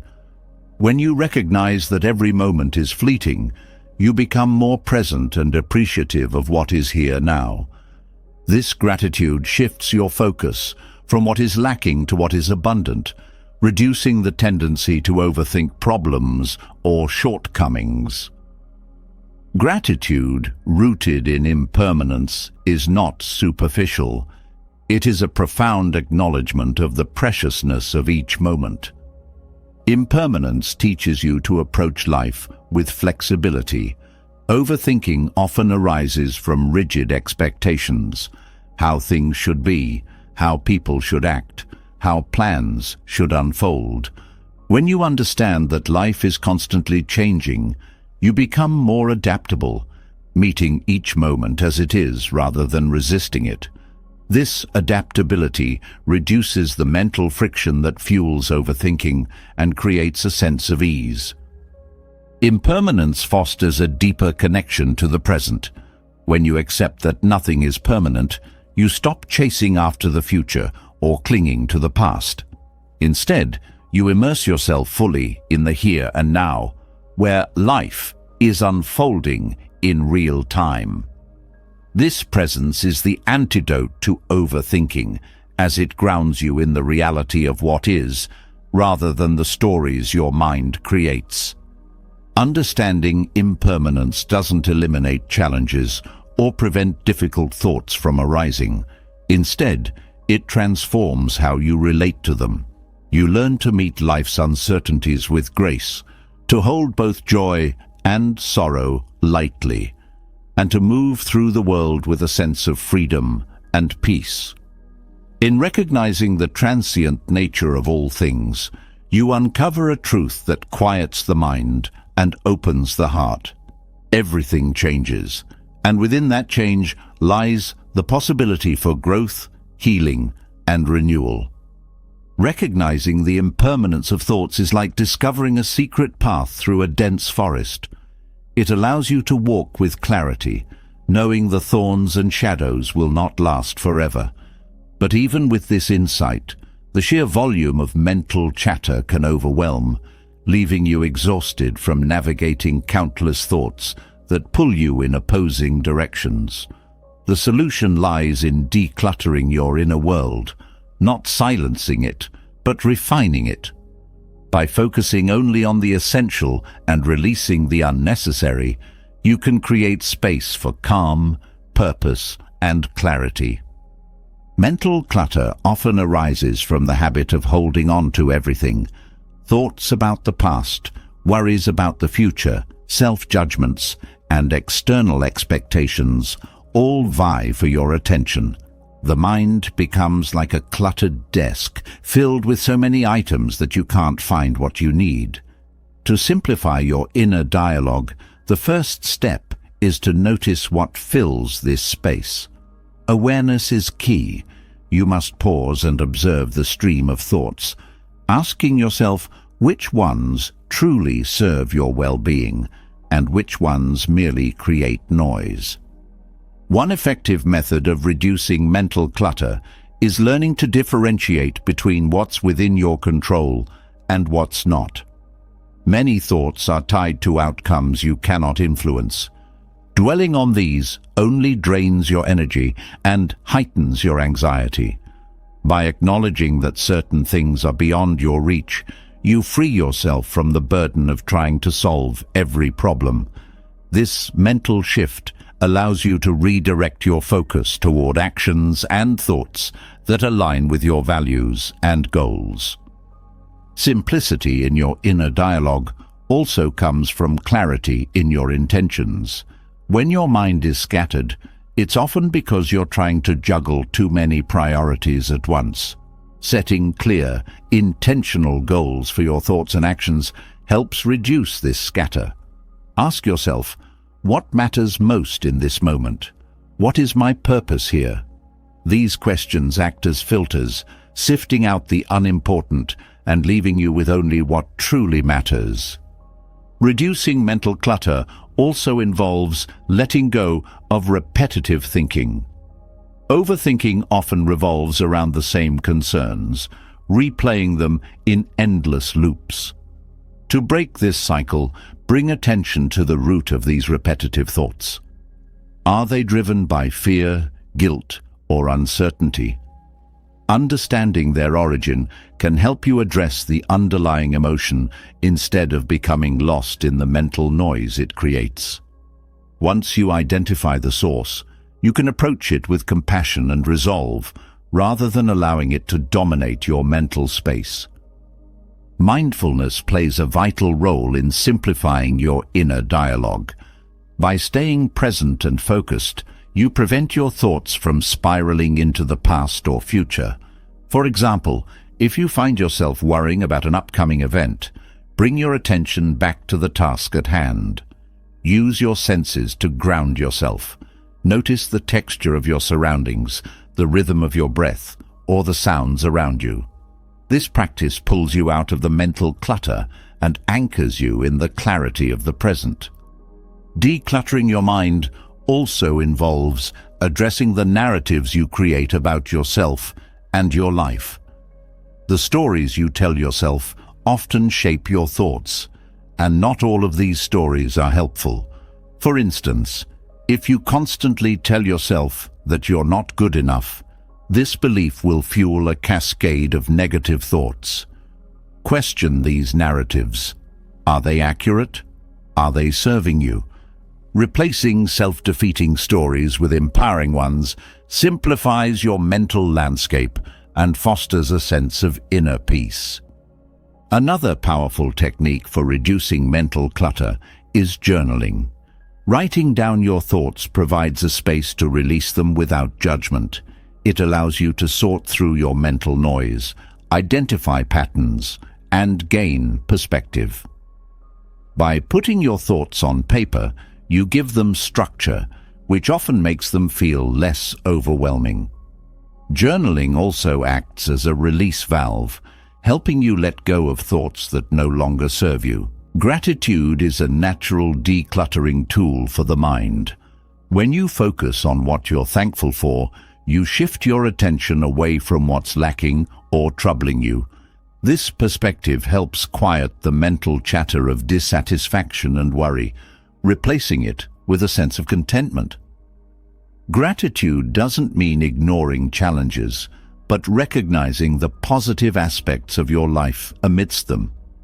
This balance reduces the mental weight of negativity and fosters a simpler, more focused outlook. Boundaries are crucial for maintaining a clutter-free mind. This includes boundaries with yourself, others, and external influences.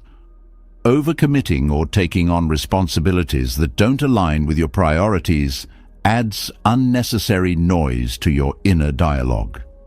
Learning to say no, delegate, or step back from obligations that don't serve your well-being creates mental space for what truly matters. These boundaries act as a protective filter, allowing only the most meaningful thoughts and tasks to occupy your mind. Meditation complements these efforts by training the mind to rest in stillness. Through practices like focused attention or body scanning, you learn to observe your thoughts without attaching to them. This observation helps you recognize which thoughts are worth engaging with and which ones can simply be released. Over time, meditation rewires your mind to prioritize calm and clarity, making mental clutter less likely to accumulate. Letting go of comparison is another vital step in simplifying your inner dialogue. Comparing yourself to others fuels thoughts of inadequacy and envy, which serve no constructive purpose. When you focus on your unique journey, you free your mind from the unnecessary weight of external validation. Practicing self-acceptance allows you to approach your thoughts with kindness, reducing the harshness that often accompanies self-criticism. Visualization can also support the process of decluttering your mind. Picture your thoughts as physical objects. Some are light and essential, while others are heavy and unnecessary. As you focus on your breath, imagine setting down the heavy objects one by one until only the light and meaningful ones remain. This imagery reinforces the idea that you have control over which thoughts you carry and which ones you let go. Physical decluttering mirrors mental decluttering. Simplifying your external environment reduces the mental load of visual and physical distractions. A tidy space creates a sense of order that translates into your inner world, making it easier to focus and think clearly. This connection between the external and internal underscores the importance of aligning your surroundings with your intention for simplicity. Cultivating patience is essential for reducing mental clutter. The habit of overthinking or holding on to unnecessary thoughts doesn't disappear overnight. Be gentle with yourself as you work through this process, acknowledging progress even in small steps. Each moment of clarity you create adds to a growing sense of inner peace.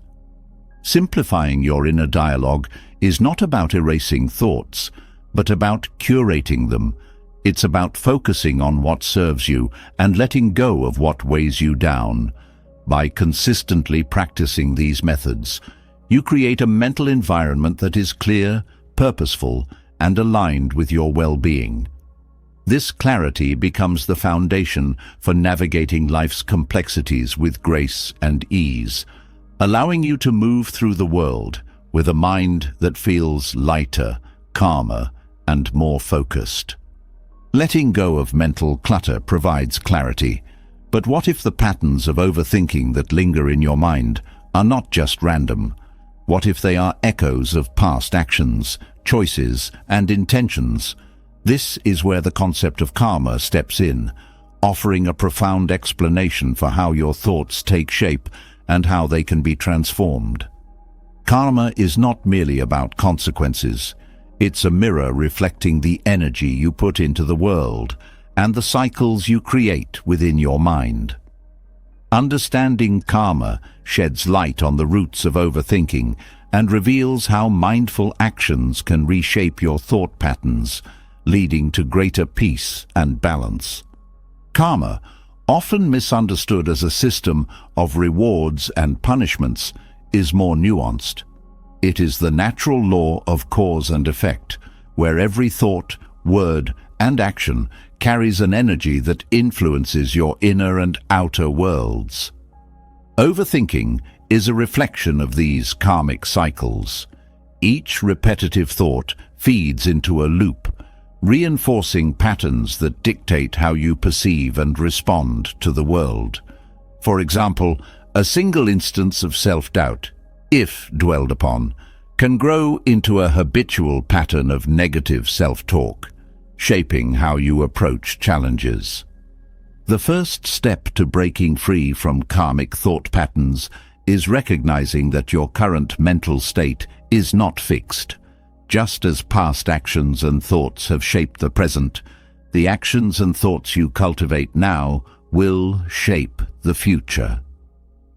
This perspective is empowering as it shifts the narrative from feeling trapped in overthinking to understanding that you have the ability to influence and transform these patterns. Your mind is not a static entity. It is a dynamic field shaped by intention and attention. Mindful awareness plays a critical role in understanding and reshaping karma. When you observe your thoughts without judgment, you start to see the origins of certain patterns. Perhaps overthinking arises from fear instilled by past experiences or from a tendency to seek control in uncertain situations. By bringing these patterns into awareness, you create space to choose a different response. Mindfulness interrupts the automatic nature of karmic cycles, allowing you to act intentionally rather than reactively. Intentional action is the cornerstone of reshaping karma. If overthinking is fueled by repetitive, unproductive thoughts, then introducing purposeful, positive actions into your daily life can disrupt this cycle. For instance, if you notice that you often dwell on what others think of you, you can counteract this by practicing self-affirmation or engaging in acts of kindness that shift your focus outward. These actions plant new seeds of karma, gradually replacing old patterns with healthier ones. The energy of your intentions also shapes your mental patterns. When your actions are rooted in negativity, such as acting out of anger, resentment, or fear, they reinforce similar energy within your mind. Conversely, actions grounded in compassion, patience, and understanding cultivate a sense of peace. Over time, these intentional shifts in how you approach situations begin to rewire your thought habits. You may find that the once dominant voices of self-doubt or worry become quieter as they are replaced by thoughts that align with your higher intentions. Karma also teaches the importance of responsibility. Overthinking often involves assigning blame to yourself, others, or external circumstances. While certain situations may indeed be beyond your control, karma reminds you that you're always responsible for your response. Taking responsibility for your thoughts and actions empowers you to change the energy you contribute to your mental space. Instead of feeling victimized by overthinking, you recognize that you have the ability to steer your mind toward clarity and positivity. Practicing gratitude aligns seamlessly with karmic principles and helps reshape thought patterns. Gratitude shifts your focus from lack to abundance, breaking the cycle of overthinking fueled by dissatisfaction or longing. When you consciously direct your thoughts toward what you appreciate, you generate positive energy that reinforces a mindset of contentment. This gratitude doesn't just affect the present moment. It becomes a karmic investment in a calmer, more balanced mental state. Karma also illuminates the interconnectedness of thoughts actions, and outcomes. Overthinking often feels isolating, as if you are trapped alone in a maze of thoughts. But understanding karma reveals that your mental energy is part of a larger web. The way you treat yourself, others, and your environment creates ripples that extend far beyond the immediate moment. Recognizing this interconnectedness encourages you to cultivate thoughts and actions that contribute positively not only to your own mind, but also to the world around you. One way to consciously work with karma is through acts of service. When you step out of your own mental loops to help someone else, you break the cycle of self-centered overthinking. Acts of service create positive, karmic energy, not just for others, but for yourself as well. They remind you that your worth is not tied to your thoughts or fears, but to your ability to contribute meaningfully to the world. Meditation deepens your understanding of karma and its impact on your thought patterns. In stillness, you can observe the subtle interplay between your thoughts and emotions, noticing how certain mental states give rise to specific reactions. This awareness allows you to consciously redirect your energy toward more constructive paths. For instance, if you notice that frustration often leads to harsh self-talk, you can practice responding with patience instead. These small shifts, repeated consistently, create profound changes in your karmic patterns over time. Detachment is another essential element of working with karma. Overthinking often stems from attachment to specific outcomes, relationships, or self-constructed identities. Karma teaches that attachment creates suffering because it ties your mental energy to things that are inherently impermanent. By practicing detachment, you free yourself from the weight of these attachments, allowing your thoughts to flow more freely. This doesn't mean indifference. It means engaging with life fully while remaining open to its natural ebb and flow. Self-reflection is a practical tool for exploring how karma influences your thought patterns.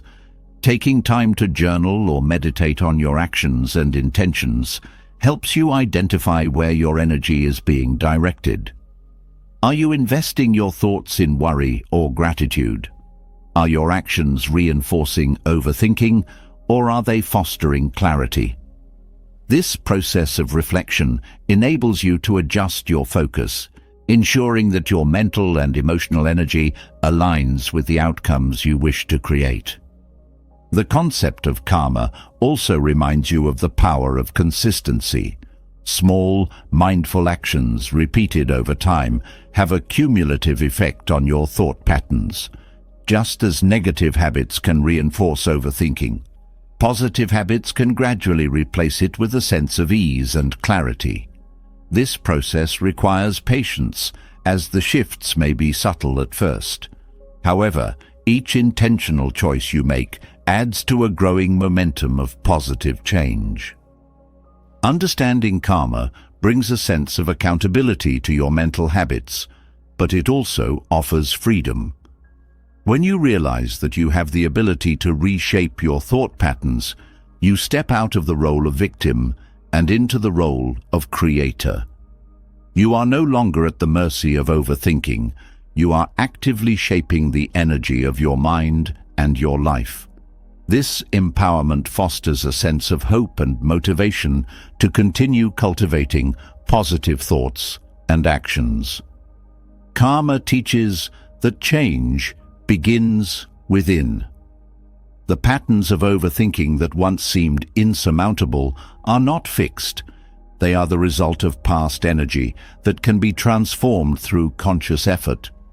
Each moment presents an opportunity to plant seeds of mindfulness, compassion, and clarity. As you nurture these seeds, the cycles of overthinking gradually give way to cycles of peace and balance. This transformation is not just a mental shift.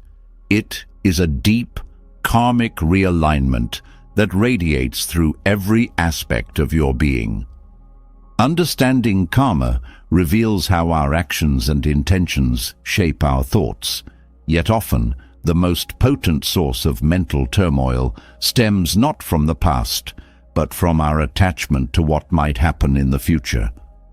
Anxiety about outcomes, the need to control, and the fear of failure all bind us to a cycle of overthinking, robbing us of peace in the present. The key to breaking free from this lies in practicing detachment, not indifference, but a mindful release of the need to control what is ultimately beyond our grasp. Detachment begins with a shift in perspective. Much of overthinking arises from the illusion that we can, or must, control every aspect of our lives. We plan, predict, and analyze, believing that if we just think enough, we can secure the perfect outcome. However, life is unpredictable by nature, and clinging to specific expectations often leads to disappointment and frustration. Detachment invites you to release the need for certainty and embrace the flow of life as it unfolds. This doesn't mean giving up on your goals. It means pursuing them with effort and care, while letting go of the idea that your worth or happiness depends on the result. At the heart of detachment is the understanding that outcomes are shaped by countless factors, many of which are beyond your control. You may influence a situation with your actions and intentions, but you cannot dictate every variable that contributes to its result. Recognizing this truth brings a sense of freedom. When you accept that not everything is within your power, you no longer waste energy trying to control the uncontrollable. Instead, you focus on what is within your reach, your choices, your attitude, and your effort. Practicing detachment requires cultivating a sense of trust. Trust in yourself, in the process, and in the natural rhythm of life. Anxiety about the future often stems from a lack of trust, a belief that things will go wrong unless you micromanage every detail. Detachment asks you to let go of this fear and trust that, even if things don't unfold as you hope, you have the resilience and wisdom to adapt. Trusting yourself means knowing that your value is not tied to any single outcome, and trusting life means embracing its inherent unpredictability with grace. Detachment also involves redefining success. When your sense of accomplishment is tied solely to external outcomes, you set yourself up for a cycle of overthinking and dissatisfaction. True success lies in the effort you put forth, not in the result. By focusing on the process rather than the end goal, you shift your attention to what truly matters: your growth, learning, and integrity. This shift not only reduces anxiety about the future, but also allows you to find fulfillment in the present moment, regardless of the outcome. Mindfulness plays a crucial role in practicing detachment. The mind often races into the future, constructing scenarios and feeding fears about what might happen.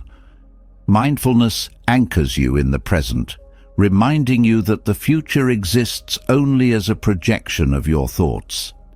By bringing your focus back to the here and now, you quiet the mental noise of overthinking and create space for clarity. With this clarity, you can approach the future with intention rather than fear. One way to cultivate detachment is by recognizing the impermanence of outcomes. No result, whether success or failure, lasts forever. Achievements fade, setbacks heal, and life moves forward.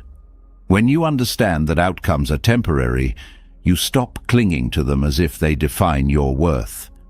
This perspective helps you approach life with a sense of balance, neither overly elated by success nor overly disheartened by failure. Detachment from outcomes allows you to navigate life's highs and lows with equanimity. Another practice that supports detachment is gratitude. When you focus on what you have rather than what you lack or hope to gain, you reduce the mental fixation on future uncertainties. Gratitude shifts your attention from what might happen to what is already here, fostering a sense of contentment and reducing the urgency to control outcomes.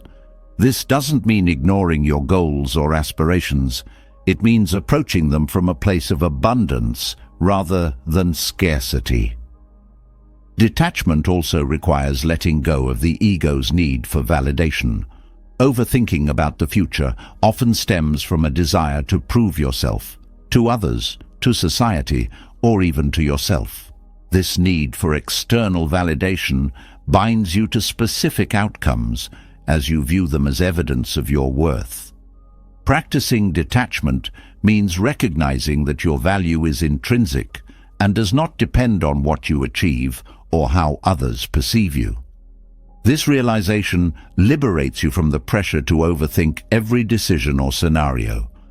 A key element of detachment is acceptance. Acceptance doesn't mean resignation. It means acknowledging reality as it is, without resistance or denial.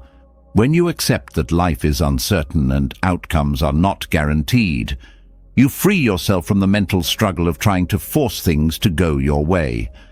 Acceptance creates a sense of peace, allowing you to engage with life fully without being weighed down by fear of the future. Intentional actions align with the practice of detachment. When you act with mindfulness and purpose, you invest your energy in the present rather than the outcome. For example, if you're preparing for a presentation, focus on doing your best to communicate effectively rather than fixating on how others might respond. This approach not only reduces anxiety, but also enhances your performance, as your attention is directed toward the task at hand rather than the pressure of future results. Detachment is further supported by self-compassion. Overthinking about the future often involves harsh self-criticism, as you anticipate what could go wrong and blame yourself for potential failures. Self-compassion reminds you that mistakes and setbacks are part of being human. By treating yourself with kindness and understanding, you soften the intensity of overthinking and create a mental space where detachment can flourish. Visualization can help reinforce the practice of detachment. Picture your goals and aspirations as seeds you plant in a garden. You water them, provide sunlight, and tend to the soil, but you cannot control how quickly they grow or the exact shape they will take. This imagery reminds you that while your efforts are essential, the outcome is shaped by many factors beyond your control. By focusing on nurturing the process, you let go of the need to control the result. Detachment is not about apathy or lack of care. It is about engaging with life fully while releasing the need to cling to specific outcomes. This balance allows you to move through the world with a sense of freedom and resilience. You remain committed to your goals and values, but are not defined or confined by the results. Detachment empowers you to live with purpose and intention, unburdened by the weight of overthinking the future. Through detachment, you learn to meet life's uncertainties with openness and grace. You discover that true freedom comes not from controlling the outcome, but from embracing the journey. This practice transforms anxiety into trust, fear into acceptance, and overthinking into clarity, allowing you to experience the richness of life in every moment. Letting go of attachment to outcomes offers a profound freedom, a way to engage with life wholeheartedly while releasing the need to control every detail. Yet, as the mind learns to let go of its fixation on the future, a question arises. What can take its place? The answer lies in gratitude. Gratitude is not just a fleeting feeling, but a practice that redirects your energy from what is lacking to what is present. It quiets the overactive mind by anchoring it in appreciation, creating a sense of peace that displaces worry and mental clutter. Gratitude shifts your mental focus from problems to blessings. The overactive mind thrives on identifying what's missing, what could go wrong, or what hasn't been achieved. Gratitude interrupts this pattern by drawing your attention to what is already good and whole in your life. It's a conscious decision to notice the small joys, a smile, a kind gesture, the warmth of sunlight, that often go overlooked in the rush of daily life.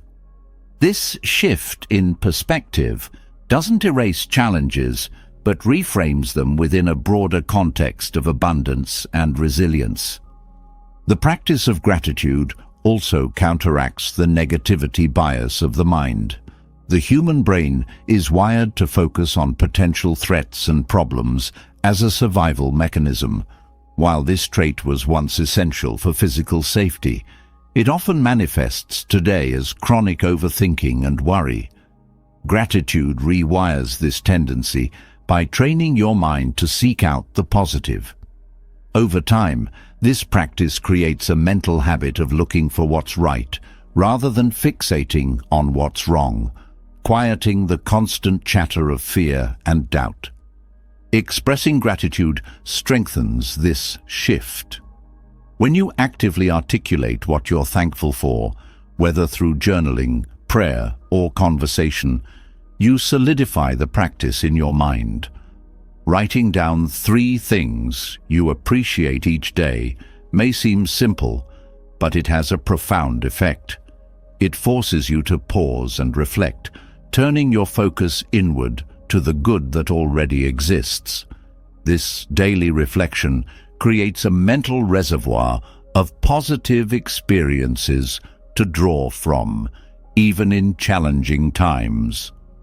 Gratitude also nurtures a sense of connection.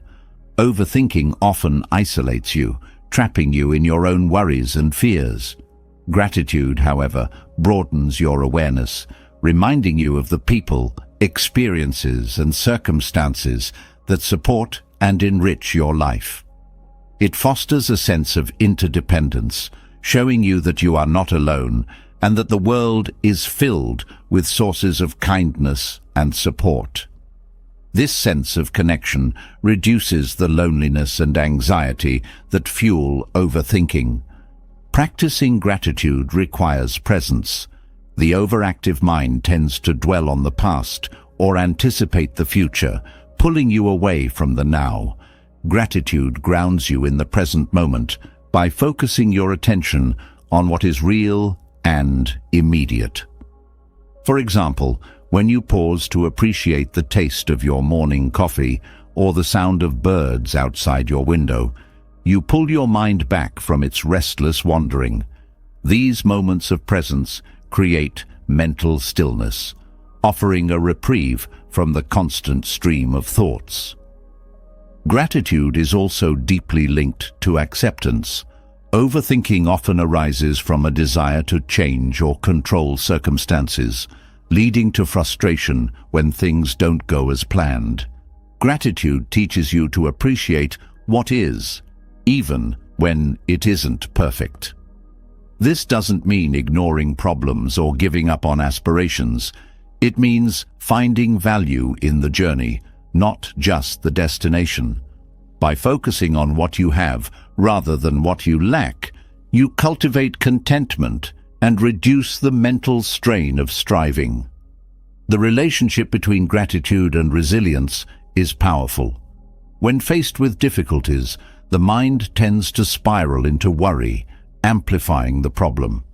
Gratitude acts as a stabilizer, helping you recognize the resources and strengths that can help you navigate challenges. It shifts your focus from what is wrong to what can be done, empowering you to face obstacles with confidence and clarity. This perspective quiets the fear-driven loops of overthinking and replaces them with constructive thought patterns. Gratitude is not limited to the extraordinary. It thrives in the ordinary. The overactive mind often overlooks simple joys, fixating instead on grand achievements or distant goals. Gratitude reminds you to find beauty and meaning in the small moments, the comfort of a favorite chair, the laughter of a friend, the rhythm of your breath. By valuing these everyday experiences, you create a steady foundation of appreciation that counters the restlessness of overthinking. Practicing gratitude for yourself is equally important. Overthinking often involves harsh self-criticism, replaying perceived mistakes, or questioning your worth. Gratitude toward yourself means acknowledging your efforts, strengths, and growth. It's recognizing that despite challenges, you are doing your best. This self-directed gratitude softens the inner critic, creating a more compassionate inner dialogue that quiets unnecessary mental noise. Gratitude also shifts your relationship with time.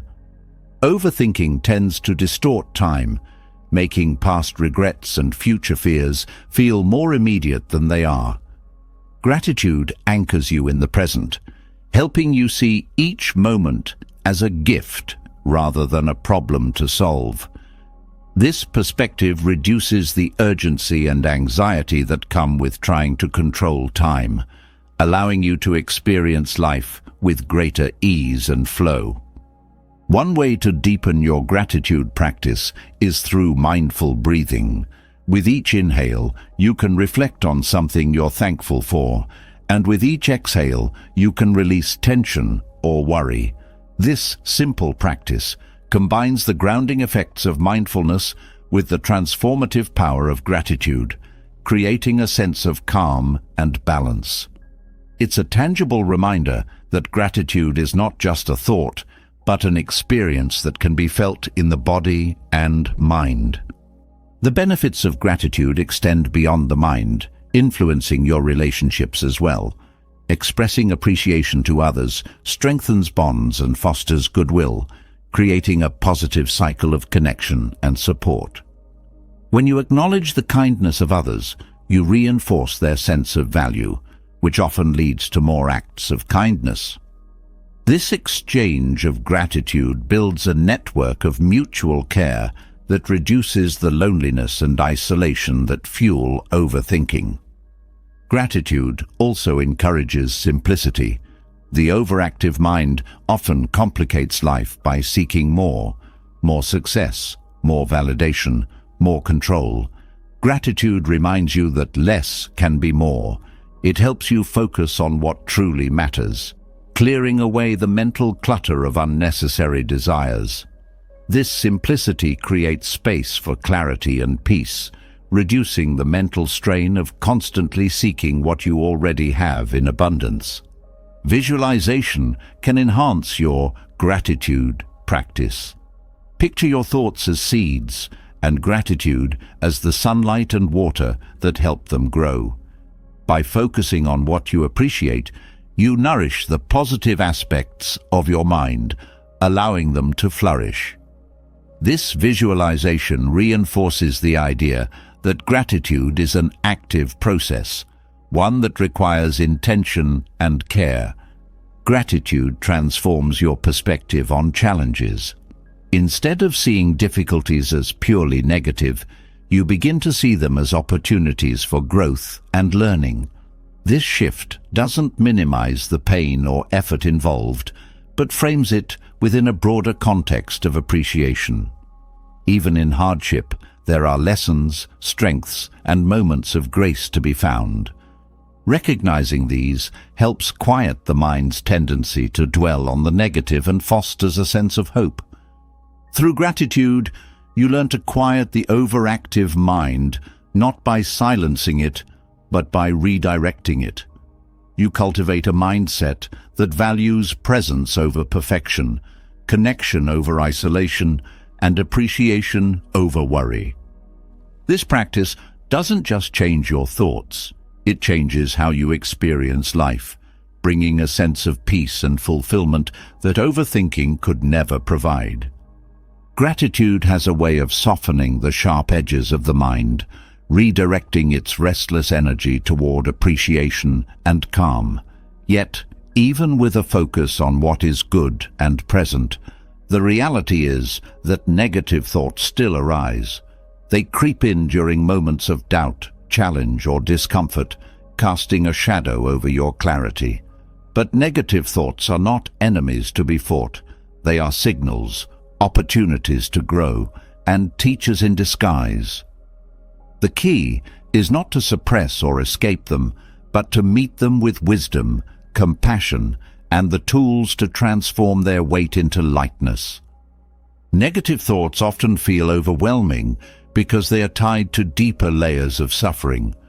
Whether rooted in fear, anger, or regret, they pull you into a loop of emotional distress. The first step in dealing with these thoughts is to recognize their presence without judgment. Often, the initial reaction to a negative thought is resistance or denial, which only strengthens its hold. Instead, by acknowledging the thought as it is, a fleeting mental event, you create space between yourself and the negativity.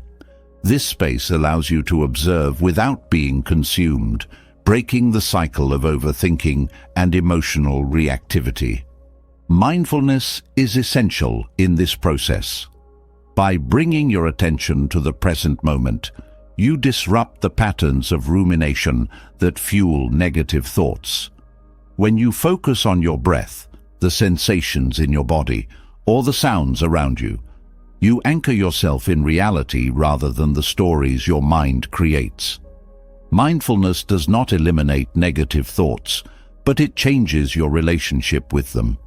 You learn to see them as passing clouds rather than permanent truths, reducing their power to shape your emotions and actions.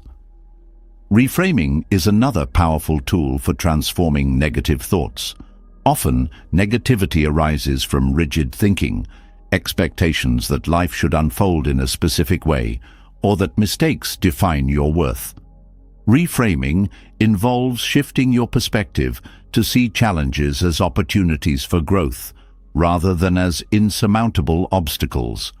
For example, a thought like, "I failed and now everything is ruined," can be reframed as, "This experience taught me what doesn't work and how I can improve." This subtle shift in language alters the emotional weight of the thought, making it less daunting and more constructive. Self-compassion is critical when dealing with negative thoughts. The inner critic, which often amplifies negativity, thrives on harsh self-judgment. Practicing self-compassion means treating yourself with the same kindness and understanding you would offer a close friend. Instead of berating yourself for having negative thoughts, acknowledge that they are a natural part of the human experience. Speak to yourself with gentleness, reminding yourself that it's okay to struggle and that you have the strength to navigate these moments. This practice softens the harshness of negativity, creating a mental environment where growth can take root. The Buddhist concept of dukkha, or suffering, provides a framework for understanding negative thoughts. Suffering is an inherent part of life, but it is not fixed or inescapable. Negative thoughts are a form of mental suffering, and their intensity often arises from attachment to ideals, identities, or desires that feel threatened. By practicing non-attachment, you release the hold these thoughts have over you. This doesn't mean ignoring your feelings or dismissing your struggles. It means approaching them with equanimity, recognizing that they are transient and do not define you. Meditation deepens this understanding. In meditation, you sit with your thoughts, observing them without clinging or pushing them away. Over time, this practice reveals the impermanence of even the most intense negative emotions. You witness how they arise, peak, and fade, much like waves in the ocean. This experiential understanding reduces the fear and urgency often tied to negativity, allowing you to meet it with calm and clarity. Through meditation, you cultivate a mind that is both open and resilient, capable of holding even difficult thoughts without being overwhelmed. Gratitude and negativity cannot coexist fully in the same mental space. While negative thoughts often focus on what is lacking, gratitude redirects your attention to what is present and fulfilling. When negativity arises, consciously shifting your focus to something you are thankful for can neutralize its impact. This doesn't mean ignoring the negative thought, but balancing it with an awareness of the positive. For instance, if a thought about failure arises, you might counter it with gratitude for the courage it took to try. This balance fosters perspective, reducing the dominance of negativity. Journaling is another effective practice for confronting and reframing negative thoughts. Writing down your thoughts provides a tangible way to process them, turning abstract mental loops into structured reflections. As you write, you may notice patterns or triggers that fuel your negativity. This awareness allows you to address these underlying factors rather than simply reacting to the surface-level thought. Journaling also provides a safe space to express emotions without fear of judgment, helping you release their intensity and gain clarity. Compassion toward others plays a surprising role in dealing with negative thoughts. Negativity often narrows your focus, centering your attention on personal struggles and amplifying their weight. Acts of compassion, whether through helping someone, offering kindness, or simply listening, shift your perspective outward. They remind you of the interconnectedness of life and the shared nature of human challenges. This outward focus reduces the intensity of self-directed negativity, creating a sense of purpose and connection that uplifts your mind. Visualization can further support the transformation of negative thoughts. Picture the thought as a dark stone, heavy and burdensome. With each breath, imagine light filling the stone, softening its edges and making it lighter. Over time, it dissolves into the air, leaving behind a sense of release. This imagery reinforces the idea that negativity is not permanent and that you have the power to transform its energy into something more constructive. Engaging in meaningful activities also quiets negative thoughts.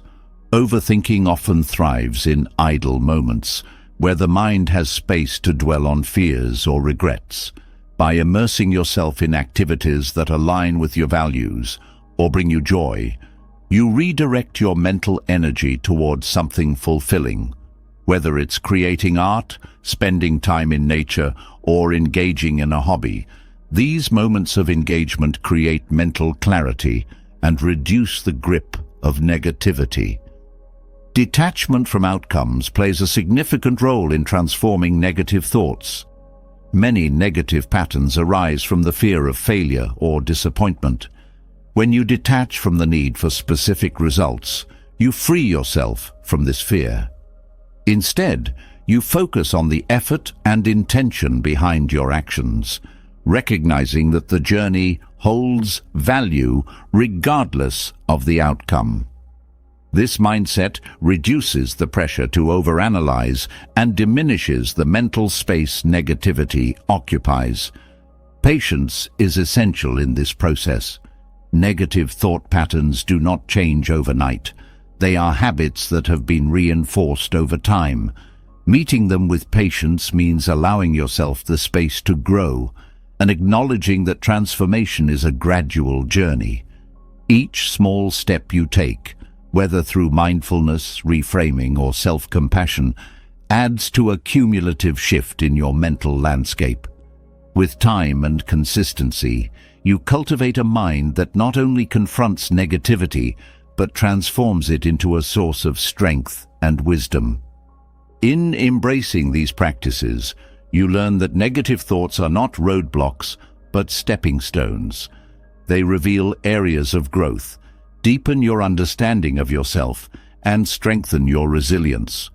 Through mindfulness, compassion, and intentional action, you turn the weight of negativity into a foundation for peace and self-awareness, quieting the overactive mind and allowing space for clarity and light. Negative thoughts, though challenging, can be transformed into opportunities for growth, teaching resilience and compassion when approached with mindfulness. Yet, to maintain this mental clarity and prevent the cycle of overthinking from re-establishing itself, a structured approach is essential. This is where the Eightfold Path serves as a guiding framework. Rooted in wisdom, ethical conduct, and mental discipline, it provides a comprehensive method to reduce mental clutter and foster lasting peace. The Eightfold Path begins with right understanding, the foundation for mental clarity. This principle emphasizes seeing things as they truly are, free from distortions created by fear, desire, or ignorance. Overthinking often arises from misinterpretations or exaggerated concerns about reality. When you cultivate right understanding, you develop the ability to discern between what is true and what is simply a construct of the mind. This clarity reduces unnecessary mental noise, allowing you to approach life's challenges with a grounded and balanced perspective. Right intention follows, shaping your mental energy toward harmony and away from destructive patterns. Intentions rooted in goodwill, compassion, and letting go prevent the mind from falling into cycles of negativity or obsession. For example, an intention to act with kindness redirects mental energy from blame or judgment toward understanding and connection. This shift in focus quiets overthinking by aligning your thoughts with constructive purposes, giving the mind a clear and positive direction. Right speech emphasizes mindfulness in communication, which directly impacts the mental dialogue you maintain within yourself. The practice of right speech involves speaking truthfully, kindly, and purposefully, avoiding harmful words. Internally, this translates to replacing harsh self-criticism with encouraging and truthful thoughts. Overthinking often thrives on a stream of negative self-talk, but when your inner dialogue reflects the principles of right speech, it fosters a sense of peace and self-respect. Right action focuses on ethical behavior, reminding you to act in ways that align with your values and contribute to the well-being of others. Overthinking frequently stems from guilt or regret over past actions. But when your actions are guided by integrity, you reduce the mental strain caused by conflicting thoughts or remorse. Acting with intention and care creates a sense of inner stability, helping to quiet the restless mind and replace overthinking with purposeful focus. Right livelihood emphasizes earning a living in ways that do not harm others or compromise your principles. A misaligned livelihood can lead to internal conflict, as your actions may clash with your values. This dissonance fuels overthinking as the mind grapples with unresolved ethical concerns. Choosing a livelihood that reflects your commitment to integrity and compassion brings congruence between your actions and beliefs, fostering mental peace and clarity. Right effort is about directing your energy wisely, ensuring that your mental focus supports growth rather than perpetuating harm. Overthinking often wastes mental energy on repetitive, unproductive thoughts. Right effort encourages you to abandon harmful thought patterns while cultivating those that promote well-being. This involves consistently redirecting your focus toward what serves your highest good, creating a mental environment that supports clarity and resilience. Right mindfulness builds on this by cultivating awareness of the present moment, Overthinking frequently pulls you into the past or the future, leaving you disconnected from the reality of now. Mindfulness brings you back to the present, helping you notice your thoughts and emotions without becoming entangled in them. This practice teaches you to observe your mental processes with curiosity and detachment, reducing the power of overthinking and promoting a state of inner calm. Right concentration refines this awareness further, training the mind to maintain focus and stability. Overthinking thrives on a scattered mind, jumping from one worry to another. Right concentration helps you develop the mental discipline to remain centered on what truly matters, filtering out distractions and unnecessary concerns. This focused attention enhances your ability to engage with life meaningfully, free from the mental clutter that fuels anxiety and doubt. Each element of the Eightfold Path reinforces the others, creating a holistic approach to reducing overthinking and cultivating mental clarity. For example, right understanding informs right intention, which in turn shapes your speech, actions, and livelihood. As your external actions align with these principles, your internal mental processes become more harmonious, reducing the internal conflict that often leads to overthinking. The interconnectedness of the Eightfold Path also fosters balance. Overthinking often arises from extremes, excessive control, perfectionism, or avoidance. The path encourages a middle way, helping you navigate life with equilibrium. This balance prevents the mind from becoming overly fixated on any single aspect of experience, allowing you to approach life's challenges with flexibility and grace. The practice of the Eightfold Path also strengthens self-awareness. Overthinking often occurs when the mind operates on autopilot, driven by habits and assumptions. By consciously applying the principles of the path, you become more attuned to your thoughts, emotions, and behaviors. This awareness allows you to identify and interrupt patterns of overthinking, replacing them with intentional and constructive mental habits. Compassion is a recurring theme throughout the path, offering a powerful antidote to the self-critical tendencies of overthinking. Right intention, speech, and action all emphasize compassion toward yourself and others. This practice creates a mental atmosphere of kindness where overthinking is less likely to thrive. Compassion softens the intensity of negative thoughts, reminding you that imperfection is part of the human experience and that growth often emerges from mistakes. The Eightfold Path also emphasizes the importance of consistency. Overthinking often arises from a sense of urgency or the need for immediate answers. The path teaches that clarity and peace are cultivated over time through steady and deliberate practice. Each small step you take in aligning your thoughts and actions with these principles contributes to a gradual transformation of your mental landscape, replacing restlessness with calm. Engaging with the path fosters a sense of purpose. Overthinking often leaves the mind feeling scattered and directionless as it fixates on problems without clear solutions. The path provides a framework that channels your mental energy toward meaningful goals, creating a sense of alignment and intention. This sense of purpose quiets the noise of overthinking, allowing you to focus on what truly matters. The path also deepens your connection to the present moment. Overthinking pulls you into hypothetical scenarios or unresolved issues, leaving you disconnected from the richness of now.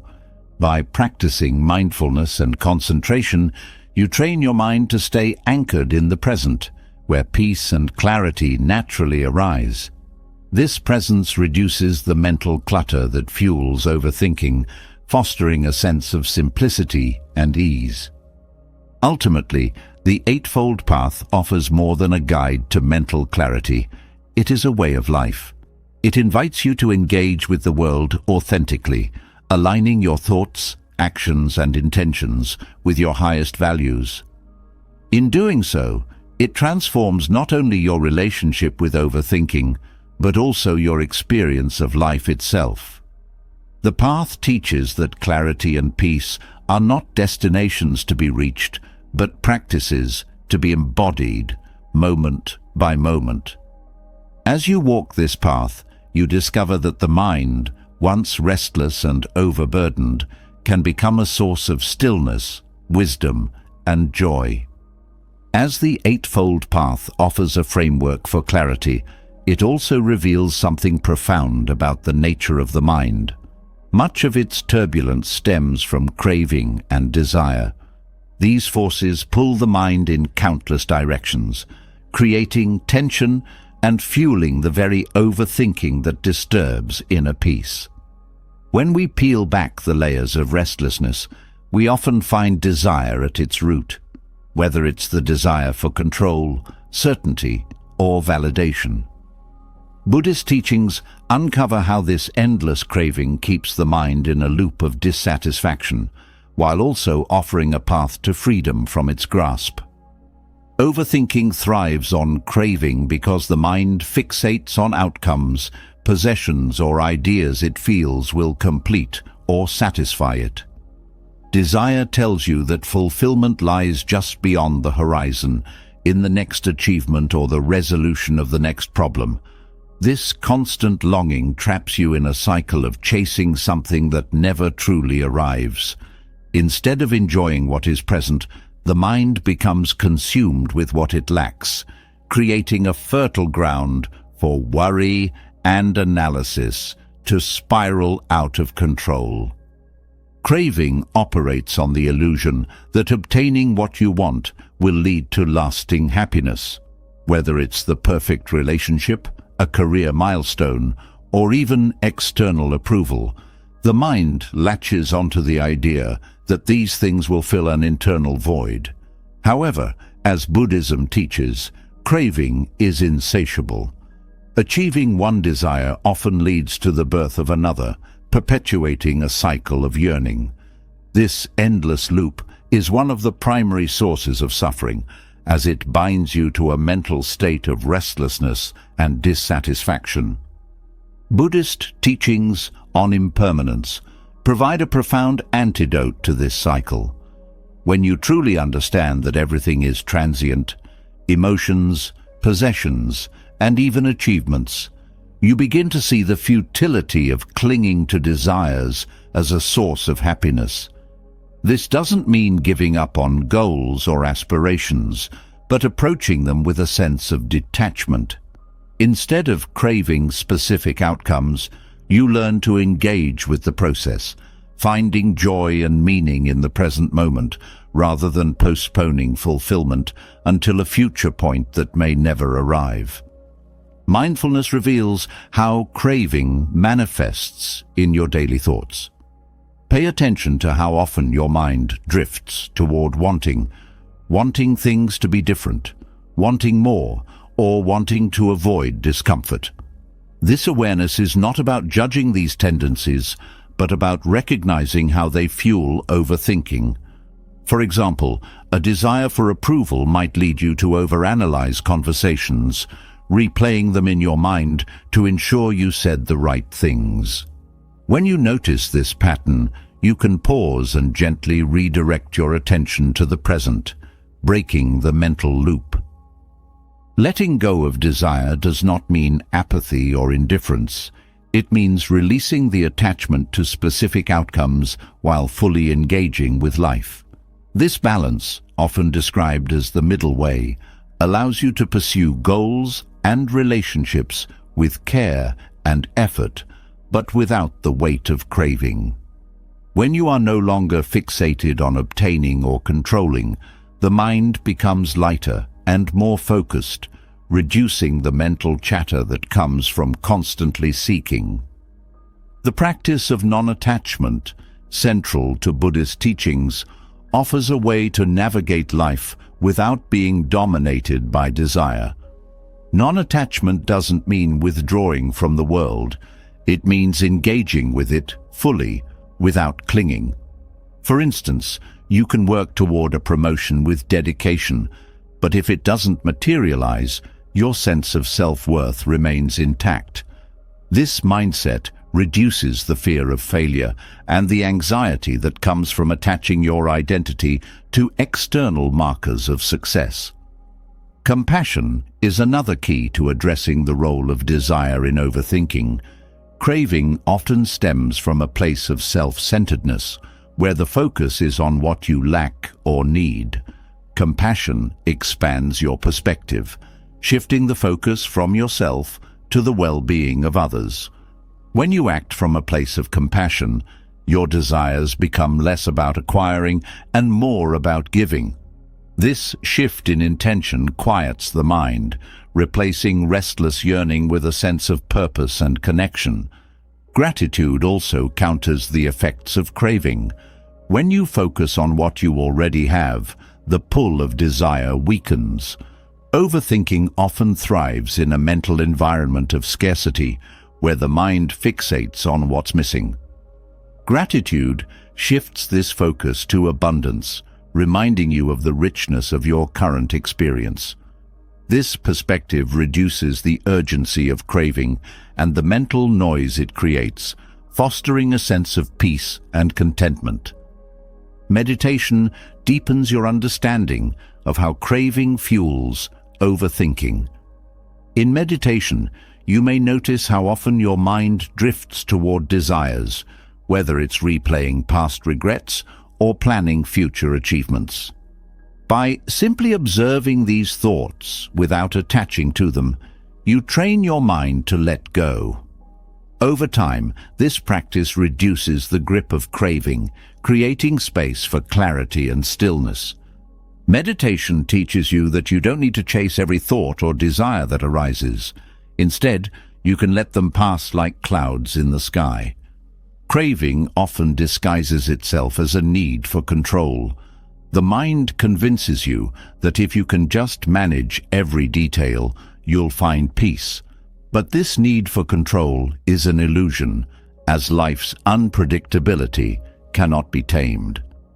Accepting this truth liberates you from the exhausting mental effort of trying to control the uncontrollable. When you release this need, you free yourself from the overthinking that stems from trying to anticipate and manipulate every outcome. The teachings on the Four Noble Truths illuminate how craving underpins much of human suffering. The first truth acknowledges the presence of suffering, while the second identifies craving as its root cause. The third truth offers hope by showing that liberation from this suffering is possible, and the fourth provides the eightfold path as a guide. Together, these teachings remind you that the cycle of craving and overthinking is not inevitable. It can be broken through mindful awareness and intentional action. Self-compassion plays a vital role in this process. Craving often arises from a sense of lack or unworthiness, where the mind believes it needs something external to feel complete. Self-compassion reminds you that you're already enough, just as you are. This inner affirmation reduces the power of craving and the mental loops it creates, allowing you to approach life with a sense of wholeness and ease. Living simply is another way to address the connection between overthinking and desire.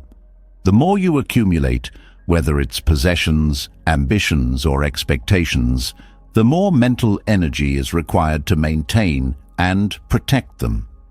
Simplicity reduces this burden, creating a mental space where clarity and peace can flourish. By focusing on what truly matters, you reduce the distractions that fuel overthinking, allowing your mind to settle into a state of calm. The Buddhist concept of right effort is particularly relevant in this context. It teaches you to direct your energy toward thoughts and actions that align with your values and well-being, rather than wasting it on craving and overthinking. This principle encourages you to cultivate positive mental states while letting go of those that lead to dissatisfaction. Right effort transforms the mind from a source of restlessness to a tool for growth and peace. As you integrate these practices, you begin to see that craving is not an enemy, but a teacher. It reveals where your attachments lie and where growth is needed. By approaching it with mindfulness, compassion, and the tools offered by Buddhist teachings, you transform the energy of craving into a source of insight and strength. This transformation quiets the overthinking mind, allowing you to live with greater clarity, balance, and joy. As the exploration of craving and its impact on the mind concludes, a deeper understanding emerges. The mind, while often restless and tethered to desires, holds immense potential for clarity and transformation. To harness this potential, one needs tools that allow for reflection and organization of thoughts, tools that quiet the chaos and bring focus. Among these, journaling stands as a timeless practice, a bridge between the noise within and the clarity we seek. It offers a safe space to unravel tangled thoughts, confront inner conflicts, and foster mindful awareness. Journaling begins with the simple act of acknowledging what's on your mind. Overthinking often feels overwhelming because thoughts seem endless, swirling in circles without resolution. Writing them down creates a sense of order, turning abstract worries into concrete words. This act of externalizing your thoughts gives you the distance needed to examine them objectively, reducing their emotional weight and making them easier to process. The power of journaling lies in its ability to slow the mind. Overthinking often thrives on speed, with one thought leading to another in rapid succession. Writing, however, requires intention and focus. As you put pen to paper or type each word, you naturally pause, creating gaps between thoughts. These moments of stillness allow you to see patterns and connections that might otherwise go unnoticed, offering clarity where there was once confusion. Mindful journaling transforms the practice into more than just a recounting of events. It encourages you to write with presence, paying attention not only to what you're expressing, but also to how it feels. This awareness deepens your understanding of your inner world, revealing the emotions and beliefs driving your thoughts. For example, a recurring worry might stem from a fear of failure or a desire for validation. Recognizing these underlying themes is the first step toward addressing them constructively. A journal also serves as a mirror, reflecting your growth over time. By revisiting past entries, you can trace the evolution of your thoughts, noticing how certain worries have faded or how you've developed new perspectives. This retrospective view reinforces the transient nature of thoughts and emotions, reminding you that even the most intense overthinking is not permanent. It also builds confidence in your ability to navigate challenges as you see evidence of your resilience and progress. Journaling fosters self-compassion by creating a judgment-free space for your thoughts. Overthinking often involves harsh self-criticism, where you replay mistakes or anticipate negative outcomes. A journal allows you to express these thoughts without fear of judgment, creating a space where you can process them without amplifying their intensity. Writing about your struggles with kindness and understanding can soften the inner critic, replacing self-judgment with self-support. The act of writing also enhances problem-solving. When thoughts remain in your mind, they can feel overwhelming and unmanageable. Writing them down breaks them into smaller, more manageable pieces, allowing you to approach challenges with clarity. For example, Journaling about a difficult decision might reveal specific fears or uncertainties you hadn't identified before. Once these elements are clear, you can address them individually, reducing the mental burden and creating a path forward. Gratitude journaling is a specific practice that shifts your focus from overthinking to appreciation. By listing things you're thankful for, you redirect your attention away from what's wrong or uncertain. This practice not only quiets the overactive mind, but also cultivates a sense of abundance and contentment. Over time, it trains your mind to naturally notice and value the positive aspects of your life, reducing the tendency to dwell on negativity. Journaling can also be a tool for reframing negative thoughts. Writing allows you to challenge unhelpful beliefs and replace them with more constructive perspectives. For instance, if you're overthinking a perceived failure, you can use your journal to explore what you've learned from the experience and how it might contribute to future growth. This reframing process reduces the emotional charge of negative thoughts, helping you move forward with greater confidence and clarity. Visualization through journaling is another powerful technique. Instead of simply writing about what worries you, you can describe how you would like to feel or the outcomes you hope to achieve. By focusing on positive possibilities, you train your mind to shift from anxiety-driven overthinking to solution-oriented thinking. This practice reinforces a sense of agency and optimism, empowering you to approach challenges with a constructive mindset. Journaling also creates a sense of routine and stability. Overthinking often arises during moments of uncertainty or change when the mind seeks control. Establishing a regular journaling practice provides a grounding ritual, offering a sense of consistency amidst life's unpredictability. This routine becomes a touchstone, a reliable space where you can process your thoughts and regain balance. Expressive writing, a form of journaling that focuses on emotions, can be particularly effective for processing difficult experiences. By writing about how you feel, you release pent-up emotions that might otherwise fuel overthinking. This release not only lightens your mental load, but also helps you gain clarity about your emotional responses, enabling you to address them in a healthy and mindful way. The physical act of journaling, whether through writing by hand or typing, also engages your senses, creating a tactile connection to your thoughts. This sensory engagement helps anchor you in the present moment, reducing the tendency for your mind to wander into past regrets or future worries. It transforms journaling into a mindfulness practice, where each word written becomes an opportunity to center yourself and reconnect with the here and now. A journal can also serve as a space for setting intentions. Overthinking often focuses on what could go wrong, creating a sense of helplessness. By using your journal to articulate your intentions and the steps you can take toward them, you shift your focus from worry to action. This intentional approach fosters a sense of empowerment, reminding you that you have the ability to influence your circumstances. Journaling fosters self-awareness by helping you identify triggers and patterns in your overthinking.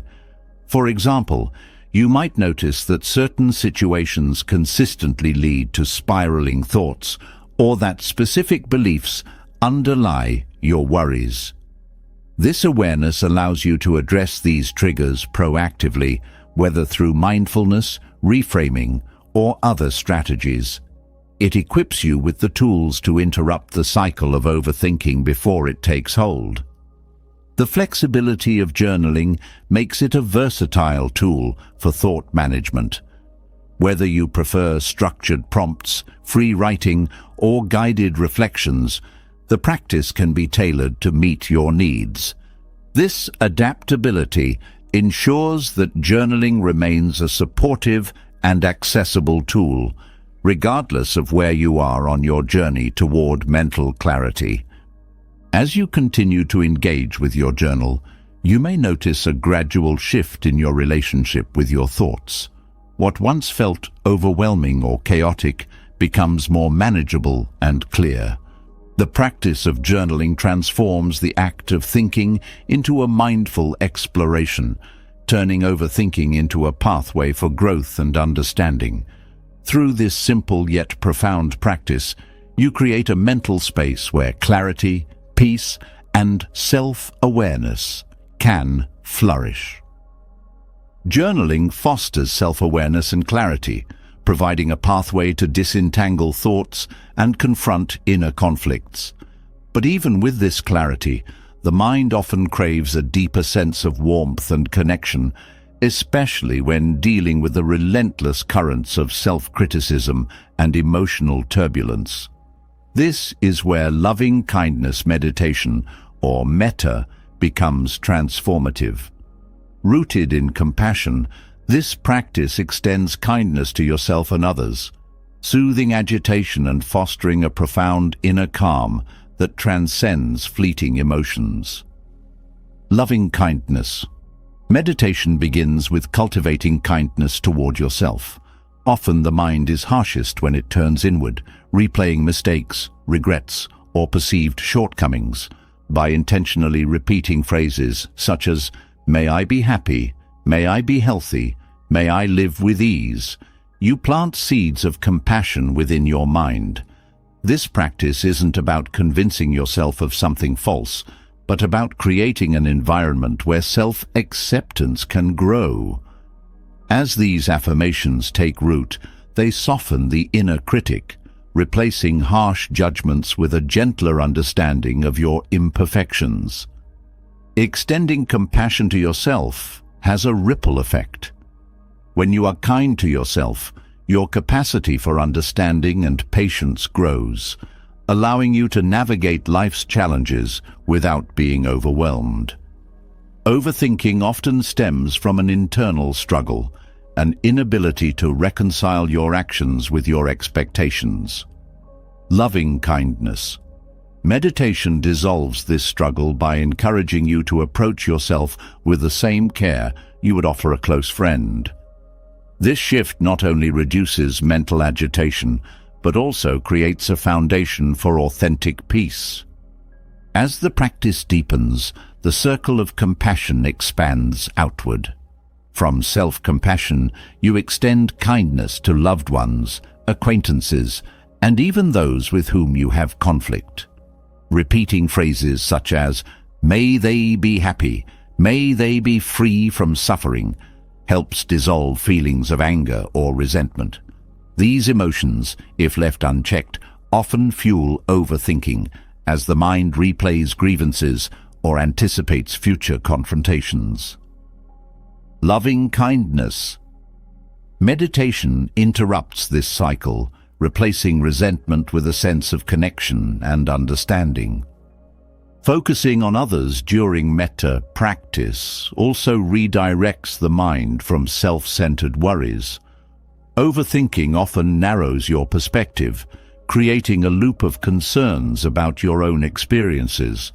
When you shift your focus to the well-being of others, you step outside this loop, seeing the world through a broader lens.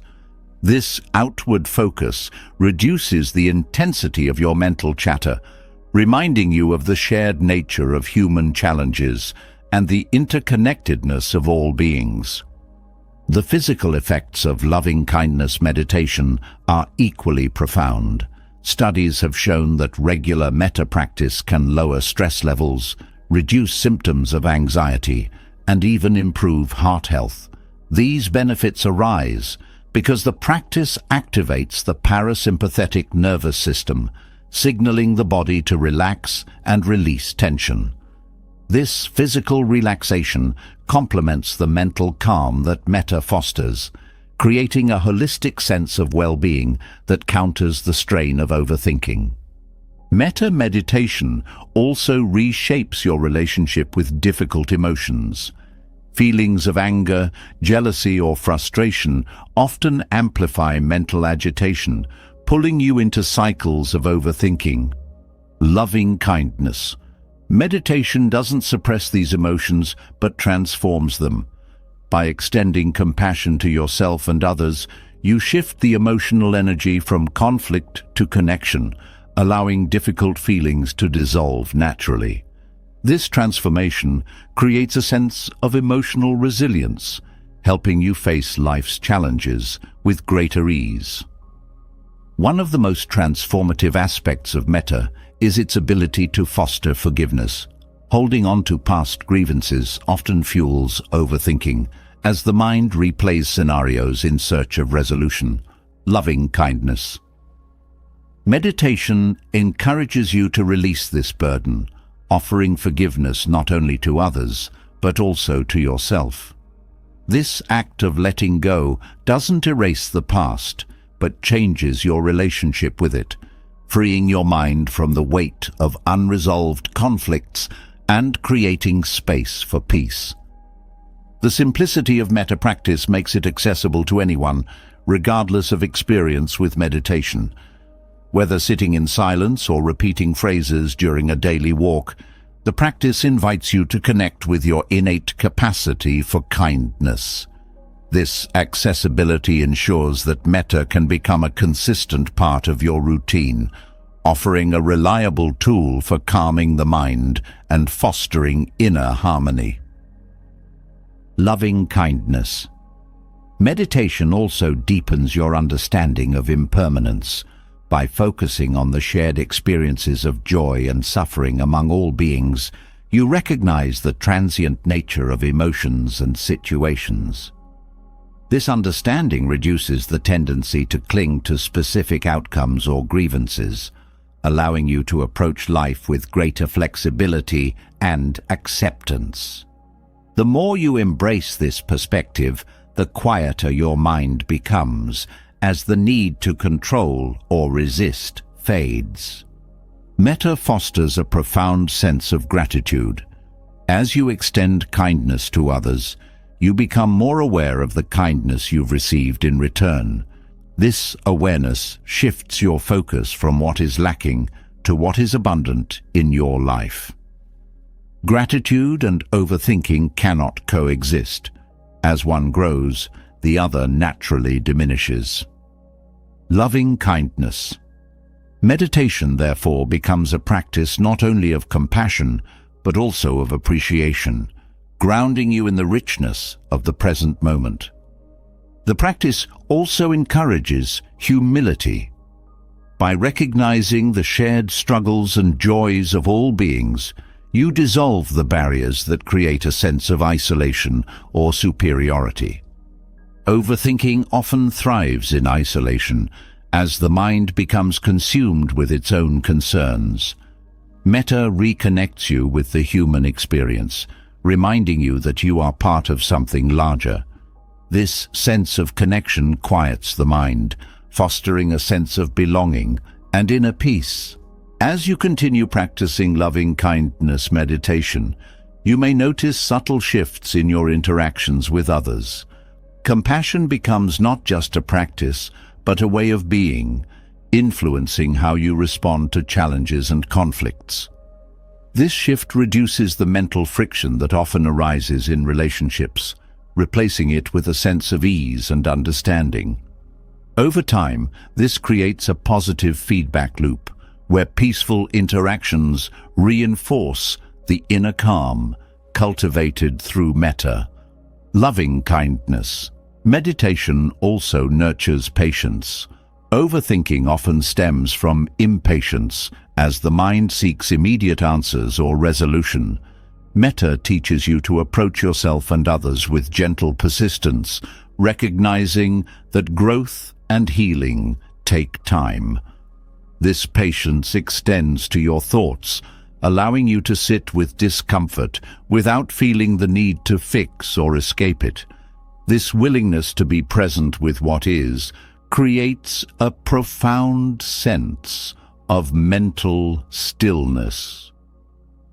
The benefits of metta are not confined to your personal experience. They ripple outward, influencing the world around you. As you cultivate compassion within, you contribute to a more compassionate external environment. This doesn't mean solving every problem or healing every wound, but creating moments of kindness that inspire others to do the same. These moments, though small, have a cumulative effect, fostering a sense of collective peace that quiets the noise of overthinking and conflict. Through loving kindness meditation, you discover that compassion is not a finite resource, but a boundless wellspring. The more you give, the more you receive, and the quieter your mind becomes. This practice transforms the way you relate to yourself, others, and the world, replacing mental agitation with a sense of harmony and balance. In extending kindness, you not only calm your own mind, but also contribute to the greater good, creating a ripple effect of peace that begins within and extends far beyond. The calm, cultivated through loving kindness meditation, reveals an undeniable truth. Peace emerges not from controlling life, but from accepting it. This shift in mindset doesn't mean passivity or resignation. Instead, it invites you to embrace the world and yourself as they are, flawed, unpredictable, and beautifully human. Acceptance is not about giving up. It's about letting go of resistance, the invisible force that often fuels overthinking and emotional turmoil. Through acceptance, you find the courage to release the struggle against reality, replacing tension with profound ease. At the heart of overthinking lies a refusal to accept what is. The mind tries to rewrite the past, control the future, or resist the present, creating an endless cycle of frustration and dissatisfaction.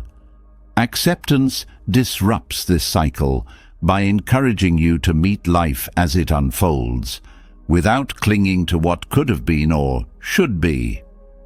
This approach softens the rigid boundaries of expectation, allowing you to experience life with openness and curiosity. Accepting yourself is a profound starting point. Overthinking often arises from self-doubt or an internal struggle to meet perceived standards of perfection. When you accept yourself fully, you let go of the need to prove your worth or validate your existence. This doesn't mean ignoring areas for growth, but approaching them with compassion rather than judgment. Self-acceptance creates a stable foundation, quieting the inner critic and fostering a sense of inner peace. Acceptance doesn't mean ignoring challenges or pretending that everything is fine. Instead, it invites you to confront reality with honesty and courage. When you accept a difficult situation, you free yourself from the mental battle of wishing it away. This clarity allows you to see options and solutions that might have been obscured by resistance. Acceptance becomes a form of empowerment, helping you respond to life's difficulties with grace and wisdom. Resistance to reality often stems from fear, the fear of discomfort, loss, or uncertainty. Acceptance neutralizes this fear by showing you that discomfort is not permanent and uncertainty is not inherently negative. By leaning into these experiences rather than avoiding them, you develop resilience and trust in your ability to navigate life's unpredictability. This trust quiets the restless mind, replacing anxiety with a sense of calm readiness. When you accept the world as it is, you release the illusion of control. Overthinking often stems from the mind's attempt to predict and manage every detail of life. While planning and preparation have their place, clinging to control creates unnecessary tension. Acceptance teaches you to engage with what you can influence while releasing what lies beyond your reach. This balance reduces the mental strain of overanalyzing and fosters a more fluid relationship with life. Acceptance is not static. It's a dynamic practice that evolves with each moment. It asks you to continually meet life with a willingness to adapt and adjust. This flexibility counters the rigidity of overthinking, which often tries to impose fixed solutions on ever-changing circumstances. By staying open and adaptable, you create space for creativity and insight to emerge naturally. Embracing acceptance also strengthens your relationships. Overthinking often arises in interactions with others as the mind analyzes conversations, anticipates reactions, or dwells on misunderstandings. Acceptance encourages you to meet people as they are, without trying to change or control them. This shift fosters genuine connection, reducing the mental chatter that comes from unrealistic expectations or unspoken frustrations. Gratitude and acceptance are deeply intertwined. When you focus on what is good and present in your life, you naturally cultivate acceptance of your current circumstances. Gratitude redirects your attention from what's lacking to what's abundant, creating a mental environment where acceptance can flourish. This perspective doesn't dismiss challenges, but balances them with an appreciation for life's gifts. The practice of acceptance is closely linked to mindfulness. By staying present with your thoughts and emotions, you learn to observe them without judgment or resistance. This awareness reveals the transient nature of your experiences, helping you see that even intense feelings or thoughts will pass. This insight reduces the urgency of overthinking, replacing it with a calm acceptance of the flow of life. Letting go of the need for certainty is a key aspect of acceptance. Overthinking often thrives on the mind's desire for guaranteed outcomes, creating a cycle of worry and analysis. Acceptance reminds you that life's unpredictability is not something to fear, but to embrace. When you release the need to know or control everything, you free your mind from the weight of unnecessary concerns. Acceptance also involves acknowledging your limitations. Overthinking often arises when the mind tries to solve problems beyond its capacity or control. Recognizing your limits is not a sign of weakness, but of wisdom. It allows you to focus your energy on what truly matters, reducing the mental clutter that comes from overextending yourself. This clarity fosters a sense of peace and self-compassion. The physical practice of acceptance can be as simple as connecting with your breath. Each inhale and exhale is a reminder of life's rhythm, a cycle of taking in and letting go. By focusing on your breath, you ground yourself in the present moment, creating a sense of calm that anchors you amidst life's uncertainties. This practice reinforces the idea that acceptance is not passive, but an active engagement with reality. When you accept yourself and the world, you create a foundation for contentment. Overthinking often arises from a sense of lack or incompleteness, as the mind searches for something external to fill an internal void. Acceptance reveals that contentment is not found in acquiring more, but in appreciating what is already present. This shift in perspective quiets the restless mind, allowing you to experience life with a sense of fulfillment. Acceptance also nurtures forgiveness, both for yourself and others. Holding on to past grievances or mistakes fuels overthinking, as the mind replays scenarios in search of resolution. Forgiveness releases this burden, allowing you to move forward without the weight of resentment or regret. This release creates mental space for peace and clarity to take root. As you deepen your practice of acceptance, you may notice a sense of freedom emerging. The constraints of expectation and resistance begin to fade. replaced by a lightness that comes from aligning with life as it is. This freedom is not about escaping challenges, but embracing them with a mindset of openness and curiosity. It transforms overthinking into a pathway for growth and self-discovery.